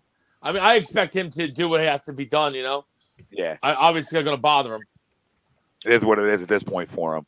But yeah, Sweeps, it was like early on. I guess it wasn't bothering him because I didn't even know he had an injury until he started limping around. They started talking about the toe. I was like, I didn't even know the guy was hurt. So I don't know if it was just like he had it already, and then it just, I don't know. He ran, and I think he ran, and then he came up limping on it. And at first, I'm like, what? Did he hurt his knee? And then they were talking about the toe. So, but on another note, outside of Mahomes, Doc, how good is it? And we talked about this earlier on in the show, but just get your thoughts on it real fast. Is seeing Joel Embiid play back-to-back games and not just play back-to-back games, be extremely productive. Yeah, dominate. Yeah, that's a very positive thing. I think, and exactly right. Not only just playing back-to-back games, but the way he's playing those games and just taking over and dominating, which we've been waiting for that, right, for years. So I think it's very good. I watched him. He did this like Euro step move, like underneath the basket, like two games ago. Like just put him at like awkward angles, and he did it, and it was like he had no problems with it, So I'm hoping like that can sustain over the year, and he can be durable and continue to produce. Don maybe has a question of the day. You picked broken hearts because Stafford now leaving. He's dealt with not winning with Stafford, not winning with Calvin Johnson, not winning with Barry Sanders. I mean, this guy might jump soon. So we're trying to make sure he's all right. Yeah, time to load the U-Haul up, Don, and move, buddy. I got nothing for that. Yeah, I don't either. So we're gonna pass you. The other stuff, and we were going to get into it right now, is obviously the Eagles. Eagles have a new head coach. I don't know how I feel about it. I mean, I do like new stuff. I do like the fact that he's 39 years old. I believe that relates to players more. He'll probably have more of that kind of stuff. Probably be more creative offensively. You hear a lot of good things about him there. But to me, and I want to know if you guys have anything different. Like I said all week, I don't trust the people doing it. I do trust Jeffrey Lurie for the most part in hiring. But like the two guys that had the most success here that he hired came from winning places, and they've always were around winners their whole careers, from players to coaches, and Andy and Doug. So that's the only difference is like this guy's never really been in that culture per se. That doesn't mean he can't be extremely successful. But if I'm going off of Jeffrey Lurie's track record, but his two guys that he plucked that were extremely successful here, right, were guys that Doug played for freaking Shula and Whit Marino, the freaking Favre and Holmgren, the Donovan and Andy, then went and coached with Andy. So like you're just always around a winning culture. Maybe not a good play caller we see now. And then you look at Andy, nobody knew who he was really, but if you did do homework back in the day on him, he said, well, look where he's been. Look who helped Favre get to where he was. He was always around Holmgren and Favre, so they won. And then you look at Chip Kelly, was the only guy, that they went out that really necessarily didn't come from that. It was outside the box. My only concern with this guy is, and I'm not going to put him down until he shows me otherwise, obviously, is the experience is there, but it was all there in just places that were, man, you guys think that matters at all? Just knowing the history, because everybody tells me, well, Jeffrey Lurie hires great coaches, Tom. That's what he's done. And I said, okay, I'm not running from that. He's 2 for 3 on it. But look at the other two coaches, though. That doesn't mean this guy can't be extremely successful. I'm praying he is. But the second question on top of this, is this all for Carson Wentz? Like, is this hire all for 11? And do you trust the guys that are doing the hiring process? That's my question to all you guys. There's a little two-parter. I would say yes. I think a lot of it is for Carson, and no, I don't trust the guys doing the hiring process. I'm just concerned that this could be a puppet in place for Howie here. Hopefully not, because he's like young. Oh, we throw him a bone, we'll give him this job, and he's got to do what the fuck I say type deal, which I don't like. But also, I'm willing to give the guy a chance. I don't know much about him, so I'm hopeful. I just hope he's not a puppet. That's all. Sorry for laughing at that. He could be. I don't know. Chances are. I mean, like 99% that's true. But like we talked about that before. Like, our hatred of retreads. You know what I mean? Like, that's what the NFL does. So I have no problem with a young guy and a new voice and giving somebody an opportunity. Let's see what he's got. You know what I mean? So I wouldn't run him out of town just yet. But I would say he falls more into the public category. Absolutely. You know what I mean? That seems to be Howie's MO. You know what I mean? When somebody he can control, you know what I mean? Especially if he's making all these decisions and, with rosters and game time decisions and all, and who's the quarterback and stuff like that. So, we will see. We wanted Howie gone, a long time ago. So, it fits. It seems to be a Howie hire. So the only time will tell. The one good thing we know for Howie, though, is we can give him credit for he did show he can turn a rebuild over quickly like he did from 2016 to 2017. Not saying he's going to do that again. I wanted Howie gone, but at least there was like that. He's shown that at least ability to turn a roster over pretty quickly. So I don't know if he can do it again, but I agree with everything you guys said so far. It's hard. Like, you don't want to crush a guy now. I want to give him a chance. I like young hires. They've shown they've proven success. McVay, LaFleur. I mean, you can look around at some of the younger hires that come in with an offensive mind, and I hope this offensive mind can use the talent on this roster to their advantage. Doc, Greg, what do you guys say? Yeah, I mean, I think they've said it publicly multiple times that they want to fix Carson Wentz and get him back. So I mean, it's hard not to think that obviously this move was made with Carson Wentz in mind to a large degree. But yeah, you're right. I mean, Tom, like, here's a new guy, maybe we don't know a whole bunch about him. He comes under Frank Reich, which we know that Carson was had some success with. So maybe there's that thought process that's going to hopefully filter in. So, I mean, yeah, I think, I would reserve judgment myself and just see how it goes and hope for the best for the guy. But I do think it was, Carson Wentz was a huge factor in the decision making in terms of their mind. And us Italians are great communicators. I mean, if I got to, I'm not trying to puff my chest out here, but us Italians as coaches are good communicators. We're some of the best communicators around. Levi, do you feel that? Was I a good communicator, Lee? Well, I know Levi's probably still in here, so I can use that. I can communicate. I feel like it's Italians, no, but I do like that he's younger because we have a young offense, obviously, and we have two quarterbacks, and the other guy is more of a gadget. And can this guy be creative enough to be able to use both guys to their strengths too, and be able to get a kumbaya in the locker room, in the QB room, And so there's a lot of things that he's coming into that are going to get talked about, but. Yeah, I agree. He's absolutely here for Carson Wentz and to try to get him right.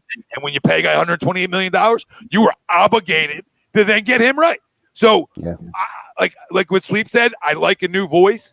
I just wish that both voices were removed from the situation because then I would have that full cleanse of my body to feel like it's all new. It's like the Sixers. Like it wasn't just like Doc came in, we felt cleansed. But then when Darryl came in, we felt like oh my goodness. Like now it's a full cleansing. This just feels like I'm halfway in. I'm halfway into my cleanse, and I don't like that. But I do like in the pool instead of taking a shower, didn't you? Yeah. Yeah. Which I'm a big fan of, by the way. little Axe body spray. All right. Reed was 41, which I do like this move because the one thing I do like about it is if you're going to hire a young guy, you want him here for 10 years. You're looking for a coach for 10 years. You're not going to coach for 5 years. You're looking for a coach that was Andy Reid that you can keep here for a long period of time and can sustain success. So maybe that's the one part I like of them going not for McDaniels type in a way and not going to retread and going for a guy like this. Maybe he can be the coach here for the next 7-8 years. And that's why I think age doesn't matter because you're either a leader or you're not. And that's why we have to find out to see how this is going to shake out because you assume that all guys, like I said, that all guys that are in the NFL, know X's and O's. You know what I mean? So some better than others.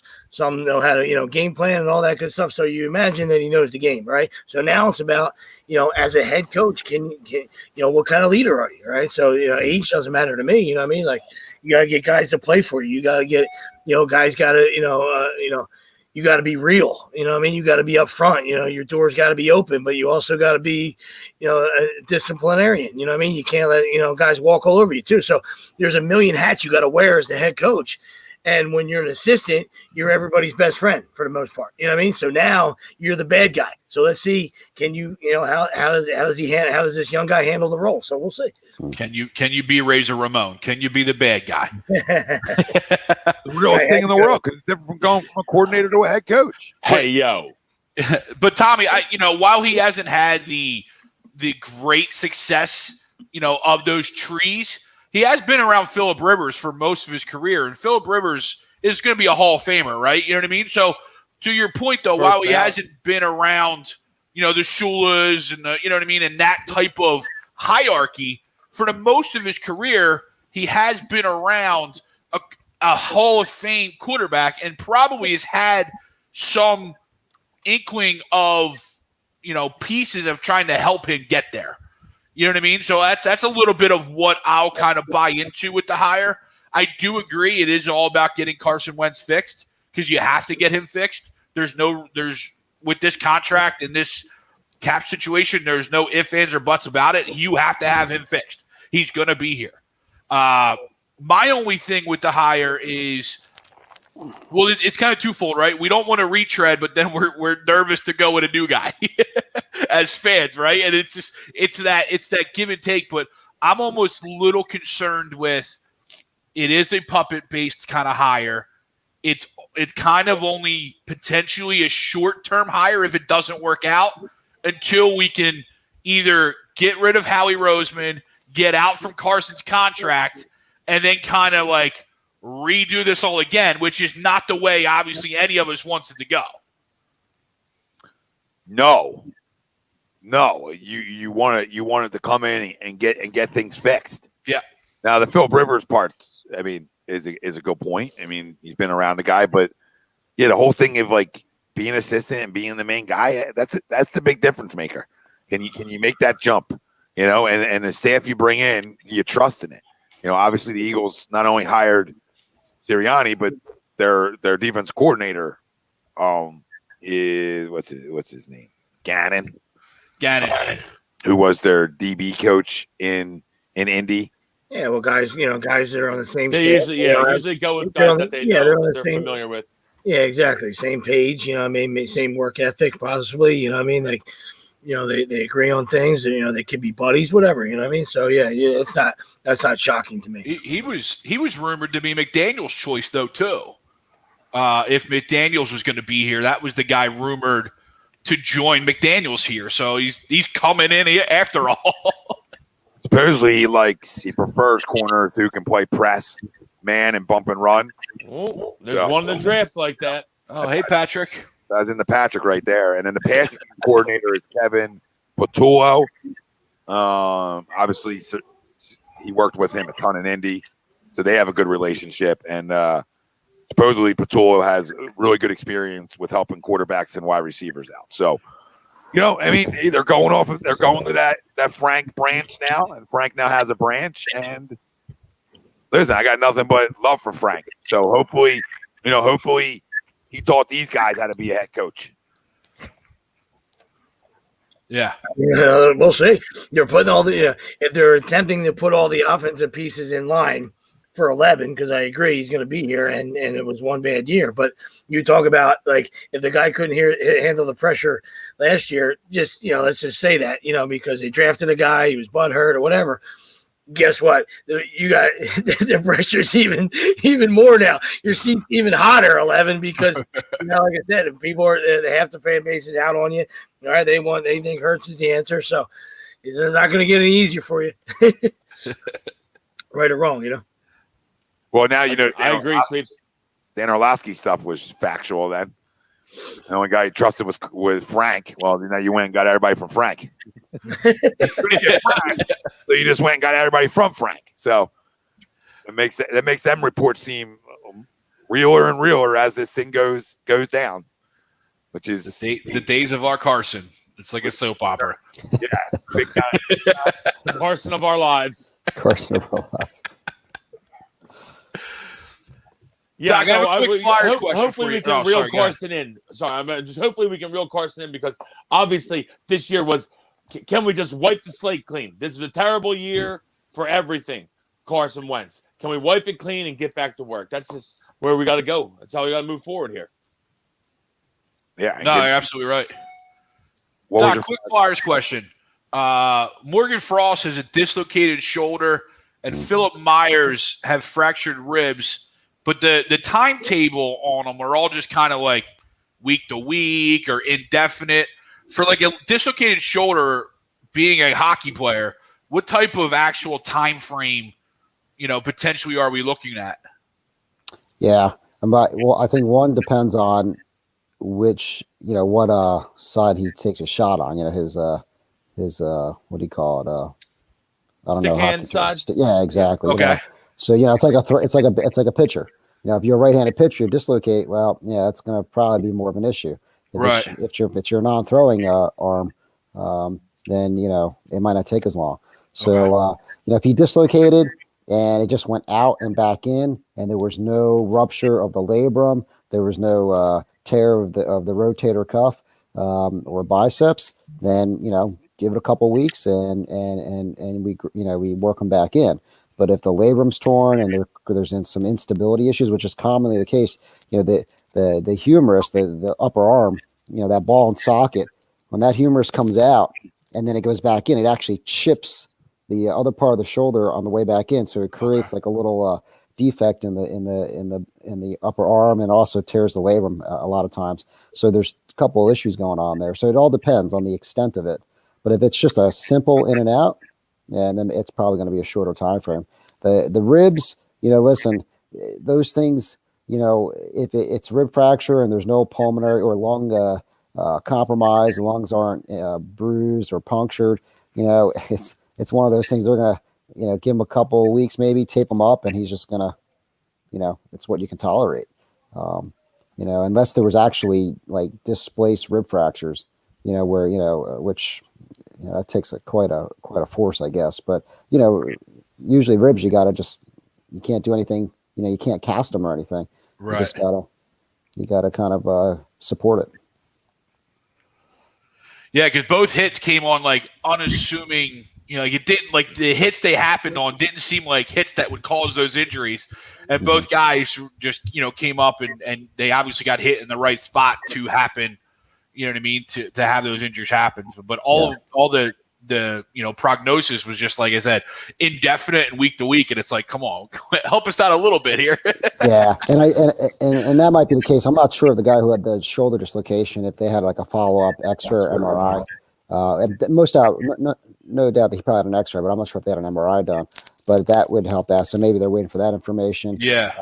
Or maybe, it was nothing complicated and they're just waiting to see how he is symptomatically and be able to progress him day to day. So that's probably where you're getting some of that gray in there. Sure. Not knowing definitively. Yeah, they're all banged up. Yeah, man, it's early. Well, how many games they played? 4 or 5 games? No, more than that. This is 6. 6, yeah. 6 or 7. No, it's 6. Yeah, they're 3, 2, and 1. They're definitely banged up. That's for sure. And they need Coots back big time. Big time. It's a long season. The hockey's a long season, man. That's not as long this year. Is that right? They're playing 56. 56 games they're playing this year instead of 82.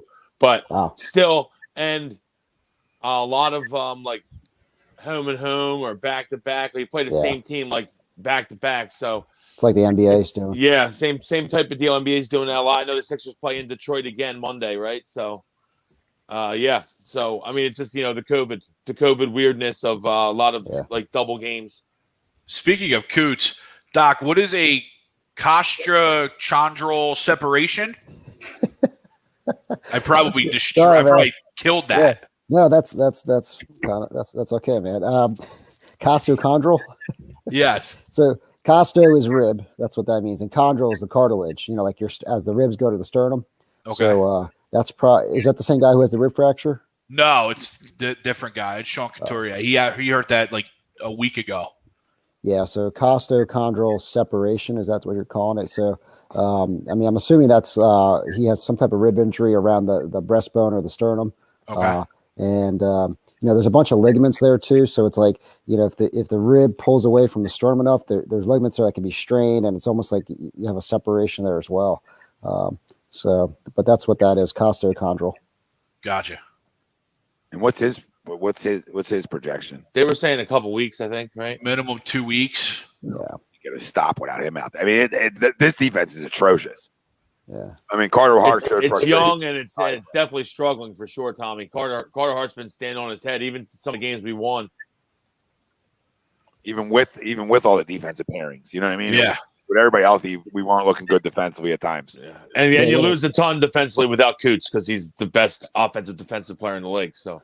And those rib injuries are, they may not be like really like severe, but they're so irritating because think about it, breathing in deep. If you have to rotate your body, those ribs are under stress. I mean, I think was an Aaron Judge last year or the year before for the Yankees. He was out for so long, he couldn't generate power on the swing because of the rib injury. So, it's not like, they tore the ACL or rotator cuff, but these things are nagging, and it's just like, you could be coming along nicely and you take one wrong swing and it gets aggravated and it sets you back. So, it's crazy how that stuff works, Doc. Like I hurt my back one time. It just everything affects everything, just walking. You're like, oh my God. I'm sure the ribs like the same way, breathing, sitting up, anything. Yeah. Hurt your back one time. God bless you. Well, I have a little back issues on occasion, but one time I actually heard it was like terrible. No, I mean I wasn't rooting against you. I'm saying, yeah. Oh yeah, I know. Yeah, it's terrible. I wake up every day and I need a V8, and I don't even drink tomato juice. Is this true, Don? Lions just hired John Dorsey as their senior personnel executive. Don's not a liar. No, all right. Let's go. Let's go there. He is a Detroit fan, but not a liar. Gosh, it's wild. Everybody was all excited about John Dorsey here. Antoine Winfield Jr. inactive. Ooh. Breaking news. Ooh. Wow. Sal Pal looks a little cold. Maybe go inside, Sal. Like the Pirates did it again. Like how do you not get Frazier or somebody else like that? They got like 4 They tomatoes. don't even play Frazier. How do you not get it? They got like 4 young. They got 4 young guys. Okay, maybe they're great prospects. I don't know, but like to me, that's like 4 tomato cans. You got to get. How do you trade? Yeah, Frazier. Is Frazier not in there? No one's over 21 years old. How's Frazier not in there? Oh my God, it's just a giveaway. It's like, whatever. Sorry. Just had a little freak out. Just had a little freak out there, Doc. I'm lost on this one. What is this? Frazier? Who's this? That's like the Yankees traded for Jameson Taillon. Yeah, it's pitcher from Pittsburgh. He's when healthy, he's been good. Yeah. Okay. And then we're saying like their 5th outfielder is like Clint Frazier, right? His name Clint. Oh, they traded Clint Frazier? No, they didn't. didn't. But we're like, if you're Pittsburgh, how do you not ask for that guy? Like he doesn't even get on the field. He's got a lot of talent. Yankees are loaded in the outfield. Oh, so loaded. So loaded. Wow. Totally unfair. Speaking of, It is true, by the way, though. Wow. Okay. Don news is true. All right. So there goes everybody thinking he has a big part in this draft and this head coaching search and all that fun stuff that was reported. And Howie strikes again. More lies. More lies. Now Howie's tree, though, as Jeffrey claims, continues to grow. Like all these guys around Howie continue to get jobs. Yep. The days of our Roseman. Here we are. Great branch. Great branch here. Quick agree, disagree, and then we do a crumbs. A Philly team will win a championship within the next 5 years. You guys agree or disagree with that? I agree. Who is it? Sixers for Do me. I have to pinpoint? Sixers for me, I guess. Phillies. Sixers are, I think any of them have a chance, really, in a 5-year period here, but I'll say Sixers are probably closest. Or Flyers. I'll agree, and I'll go Flyers. Yeah, so I was thinking Sixers, Flyers for sure. Yeah. Hopefully LeBron's gone in a couple years. At least maybe we can meet him in a championship now. Yeah. We can make the finals.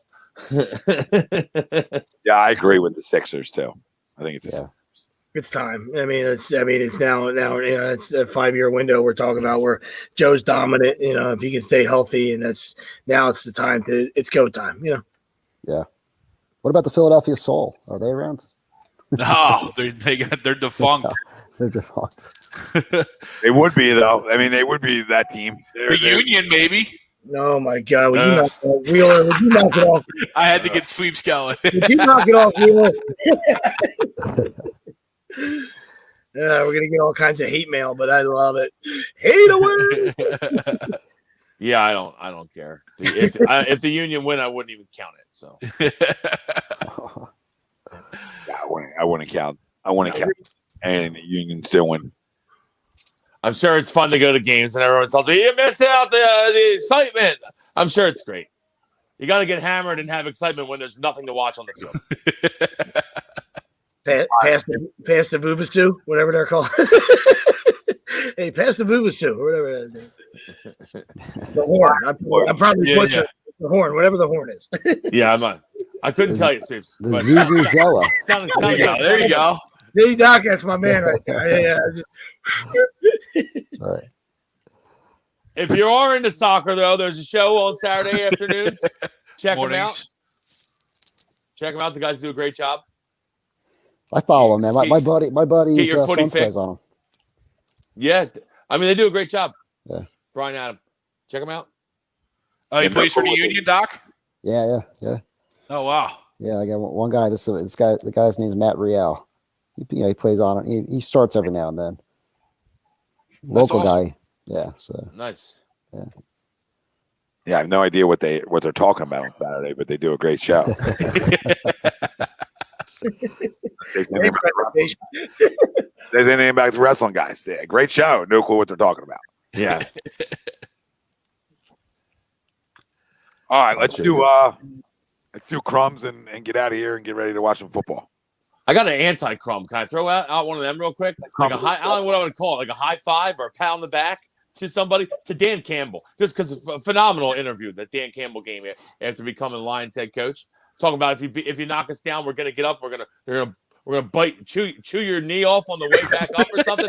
Dude was just killing it, man. It was a spectacular speech. Like Don, I know you had to get pumped up from a little Dan Campbell talk. All right, so that got me pumped up. I don't even like the Lions or anything. I was like, I like this guy. So to the Lions, I'm pounding back for Dan Campbell.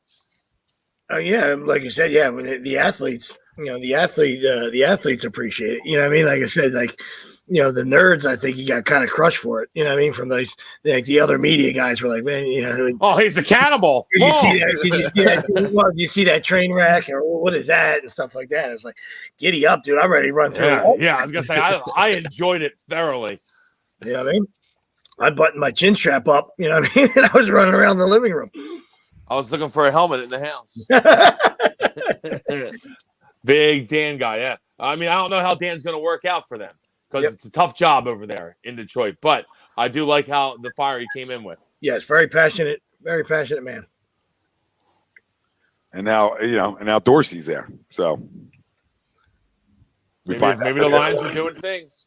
Yeah, we find out a little. To Stafford. And if Sue was still there, I would think that they have a likelihood of still biting somebody literally in the kneecap. So good. I can already see it next year when he gets fined. I mean, our coach told us to do this. Good thing Sue's not there because he would definitely take that literally. Hey, this guy told me I could bite some kneecap. I could bite a kneecap. They still don't have anything on Mike Tyson, though. Yeah. I just have never heard that before. I was cracking up when he said it. You knock us down on the way back up, we're going to chew your kneecap off. I was like, what? Never even heard of that. Yeah, stay down there. Dude. Now I got a nub. Like, stay down there. Now I got a nub. Why can't you just stay down? Can't you just stay I gotta down? get a fucking peg leg now? What's going on? I mean, I agree. That's great. I got a crumb. It's the Tennessee Volunteers football team. And Jeremy Pruitt specifically as a head coach. First you wanted to play the moral high ground and not, hire Greg Schiano as your coach because you didn't want any connection to Penn State and whatever. Fine. But then Jeremy Pruitt comes in and is handing out bags of money in McDonald's bags to recruits.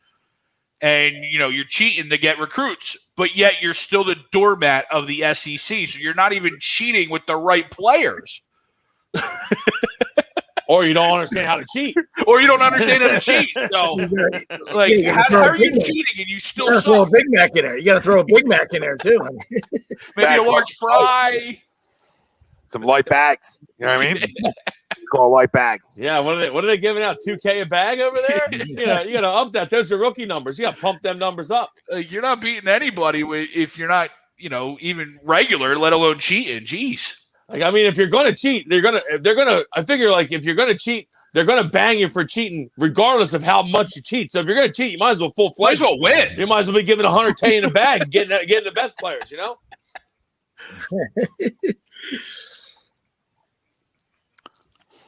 We don't support cheating, just so everyone knows. But if you're going to do it, then full-fledged. Well, that's what I was saying. I would say, I agree with Will. So I would segue with that, with the cheating thing, with, rest in peace, Hank Aaron, the true home run king. Yeah. All right, Hank, the hammer and Hank, buddy. You'll always be the king. You'll always be the king, buddy. I don't worry about How about that? How about that? What the record book tells me. The amount of home runs that guy hit, 755, I believe, right? And never had a 50 home run season. Pretty incredible. Never hit 50 homers in a year. That's crazy. Just longevity of I'm popping 40 every year. Well, watch out. Longevity. Big combo. Yeah. Yep. One crumb off the top of my head is now the Eagles. Because they wanted to put this little report out about John Dorsey. Nobody would ever known he was even a part of here if that little nugget doesn't surface from Howie Roseman and upper management. Later on in the year, for whatever reason, they got to leak that out. Okay, like it even mattered, and then just for the guy to go get a job, a promotion, and a bigger job somewhere else. I don't understand all the leaks that come out from the Eagles for what. Like, why is that even important to tell us? Nobody knew he was even doing anything here.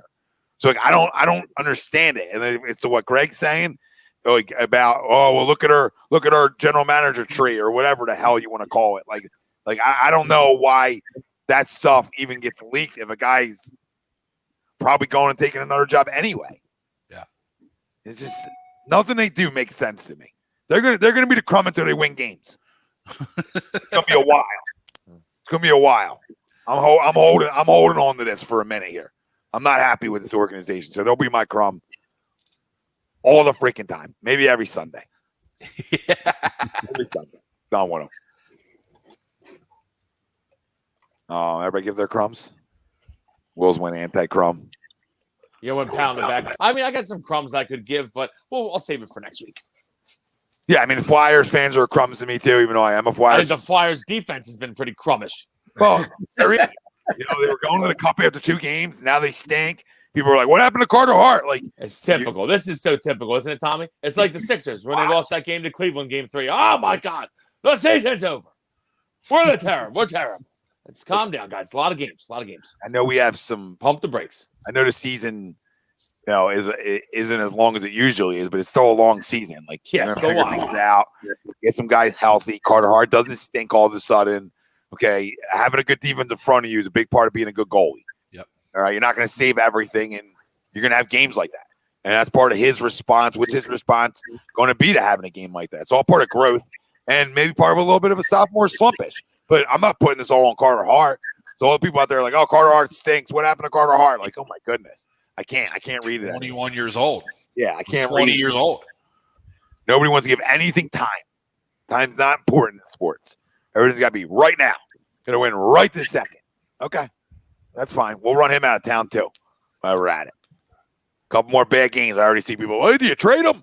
You contemplate I already see it coming. I'm going to just feel it. It's like Bobrovsky all over again. It's just the dumbness of our fan base. Really, it's incredible.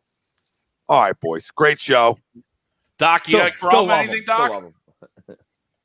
What's up, guys? You got a crumb? I didn't want to put him on the spot. Yeah, no, I'll have to think about that for next time. I didn't want to put him on the spot with a crumb, Greg. You're put on the spot guy. I like you. I like your style. I got a business, man. I gotta be careful. I hear you. No, I'm joking. No, absolutely. No, I'm joking. I mean, probably, yeah, like on the way out, probably, Sean Payton. Like I said, I just wanted to give a shout out to Hank Aaron, you know what I mean? But Sean Payton, he's, and I'm not a, Sean Payton hater, it's just, coming up small again. And then how we always talk about, like, these guys are just not willing to pull the trigger. You know what I mean? Whether could have been, obviously Drew's last game, you know what I mean? But you're just watching him, like, it's like watching a baby deer just, get crucified. You know what I mean? Like, get him out of there. Like, I know crab legs is garbage. All right. I want nothing to do with crab legs. You know what I mean? But he probably gave you a better chance to win that game last week. You know what I mean? There's just times like, I understand you're in a tough situation, loyalty. I get that. You know what I mean? But you're paid to win football games. And then you just watch just to watch that. The decline was awful. You know what I mean? It's terrible to watch. Very true. Factual. Yeah, absolutely. Doc, let everybody know where they can find you and what you got going on, and let the people know. Sure. Yeah. You can. We're Specialized Physical Therapy. There's the website right there, specializedphysicaltherapy.com. We got offices in Cherry Hill and in Burlington, New Jersey. You can look us up on the website. You can request an appointment. You can give us a call. All that information's on the website. If you need to know, we take all insurances, which is great. Most, I should say. So that shouldn't be too much of an issue for most people. But we got some things coming up in the pipeline. We're going to be putting together a virtual 5K coming up, which is going to benefit a local charity. So just kind of get people moving at it as the spring comes around. We've all been kind of inside, try to get people moving because movement is key for everything. Whether it's back pain, okay, if you're feeling sick, you gotta move. So hopefully this can get people together and it'll benefit a good cause. So we'll get more information about that coming up. And then I think we just shared earlier today, we're in the we're going to be doing the best of Courier Post or the Courier Post best of contest. So we're trying to go about that organically and get people to write in our name to vote. So if you can do it, that'd be great. Let's go, Pete. So good. Get your writing in. Let's go, people. Now, the Doc, this virtual 5K, do you actually have to get up, or is it actually like virtually we can just sit here and be a part of a 5K? Yeah, well, I guess that could work, but not really. Can Greg do it driving in his car? It's the mellow yellow 5K for Greg. Yeah. Doc, understand we got a lot of fluffy guys here. And, maybe running isn't the strong suit. We got some of those bikes where you're sitting on your couch. It's just a pedaler. Yes, I'm in. Yeah. I can do that. Yeah. I don't know how long I'll last, but I could do that. Yeah, that works. Yeah. Well, 5K, 5 feet, doesn't matter. It's all the same. Yeah, I mean, we golf. Can I use that time when I golf? I walk around the golf course. Hey, man, you golf. You got a place soon, man. That'll be We good. do. 5K or 5 When I come back to Jersey, we'll go out. There you go. That's All great. right, boys. Great show, everybody. Obviously, our show is brought to you by our doc. Make them yours. Dr. Paul Vidal, Specialized Physical Therapy, LLC, Burlington and Cherry Hill locations. Find them on the web. SpecializedPhysicalTherapy.com. We're also brought to you by allcampusoc.com. You can use discount code A2D, get 15% off all your team hats. They don't have the hat in there. Inbox John, and he'll get you the hat. Simple. Well, reportedly, he'll get you the hat. Simple. Allegedly. And we're also brought to you by Sunrise Detox, as well as I got to get these ones right now. This is what happens. I'm like producing. I'm doing double dipping. Double dipping. Sunrise Detox. Greg, something Greg would never do. Double dip. Yeah, Greg doesn't. Sunrise Detox and the Counseling Center, Cherry Hill locations. Give our boy Rob a call, 856-651-8117. That's Sunrise Detox and the Counseling Center. We know people struggle with mental health issues and addiction issues out there. So if you know somebody or you are, reach out. All right, that's what we're here for. And Rob does a phenomenal job. And the Counseling Center has virtual appointments too, so you don't have to go in. And the same thing with Doc, except most major insurances. So if you need them, they're out there. And get in contact. 2021. You don't gotta keep things in anymore. All right, you don't gotta keep things in anymore. Thank you guys all for listening. We love you all. We appreciate all the support. Turn your alerts on. Stay tuned. Shows every day. Let's go Underdogs today. All right, Let's go Chiefs. We're in it for the Dogs, and I got 100 against Wills. I got the Bills. You got the Chiefs. Let's see who really is Willie Vegas. We find a lot out about today. A lot gets found out today. On who's we gonna learn today. We're learning today. Doc, thanks for joining us. All right, guys. Thanks, Doc. Everybody, you want to get a hold of Doc? There it is. SpecializedPhysicalTherapy.com. For Tom Arnone, Nick DelGozzo, Brian Wilson, Greg Milakovic, all you guys out there, can't say enough. I love you. Subscribe, follow, download, tell your friends. Let's go. Bring your green hats. Yeah.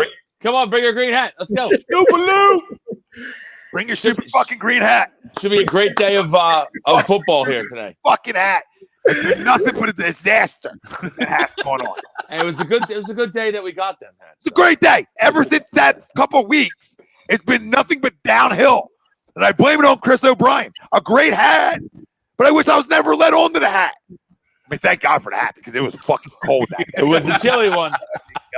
Remember them Ew. Falcons fans in the shorts? We're like, guess what? It's a lot colder after a loss. How's your legs feeling? Fucking nerds. This ain't Atlanta, babe. This ain't Atlanta. It's fucking tits out today too, buddy. Oh, it's cold. It's a cold one. It was cold out there last night.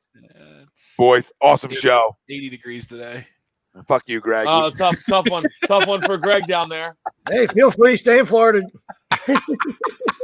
We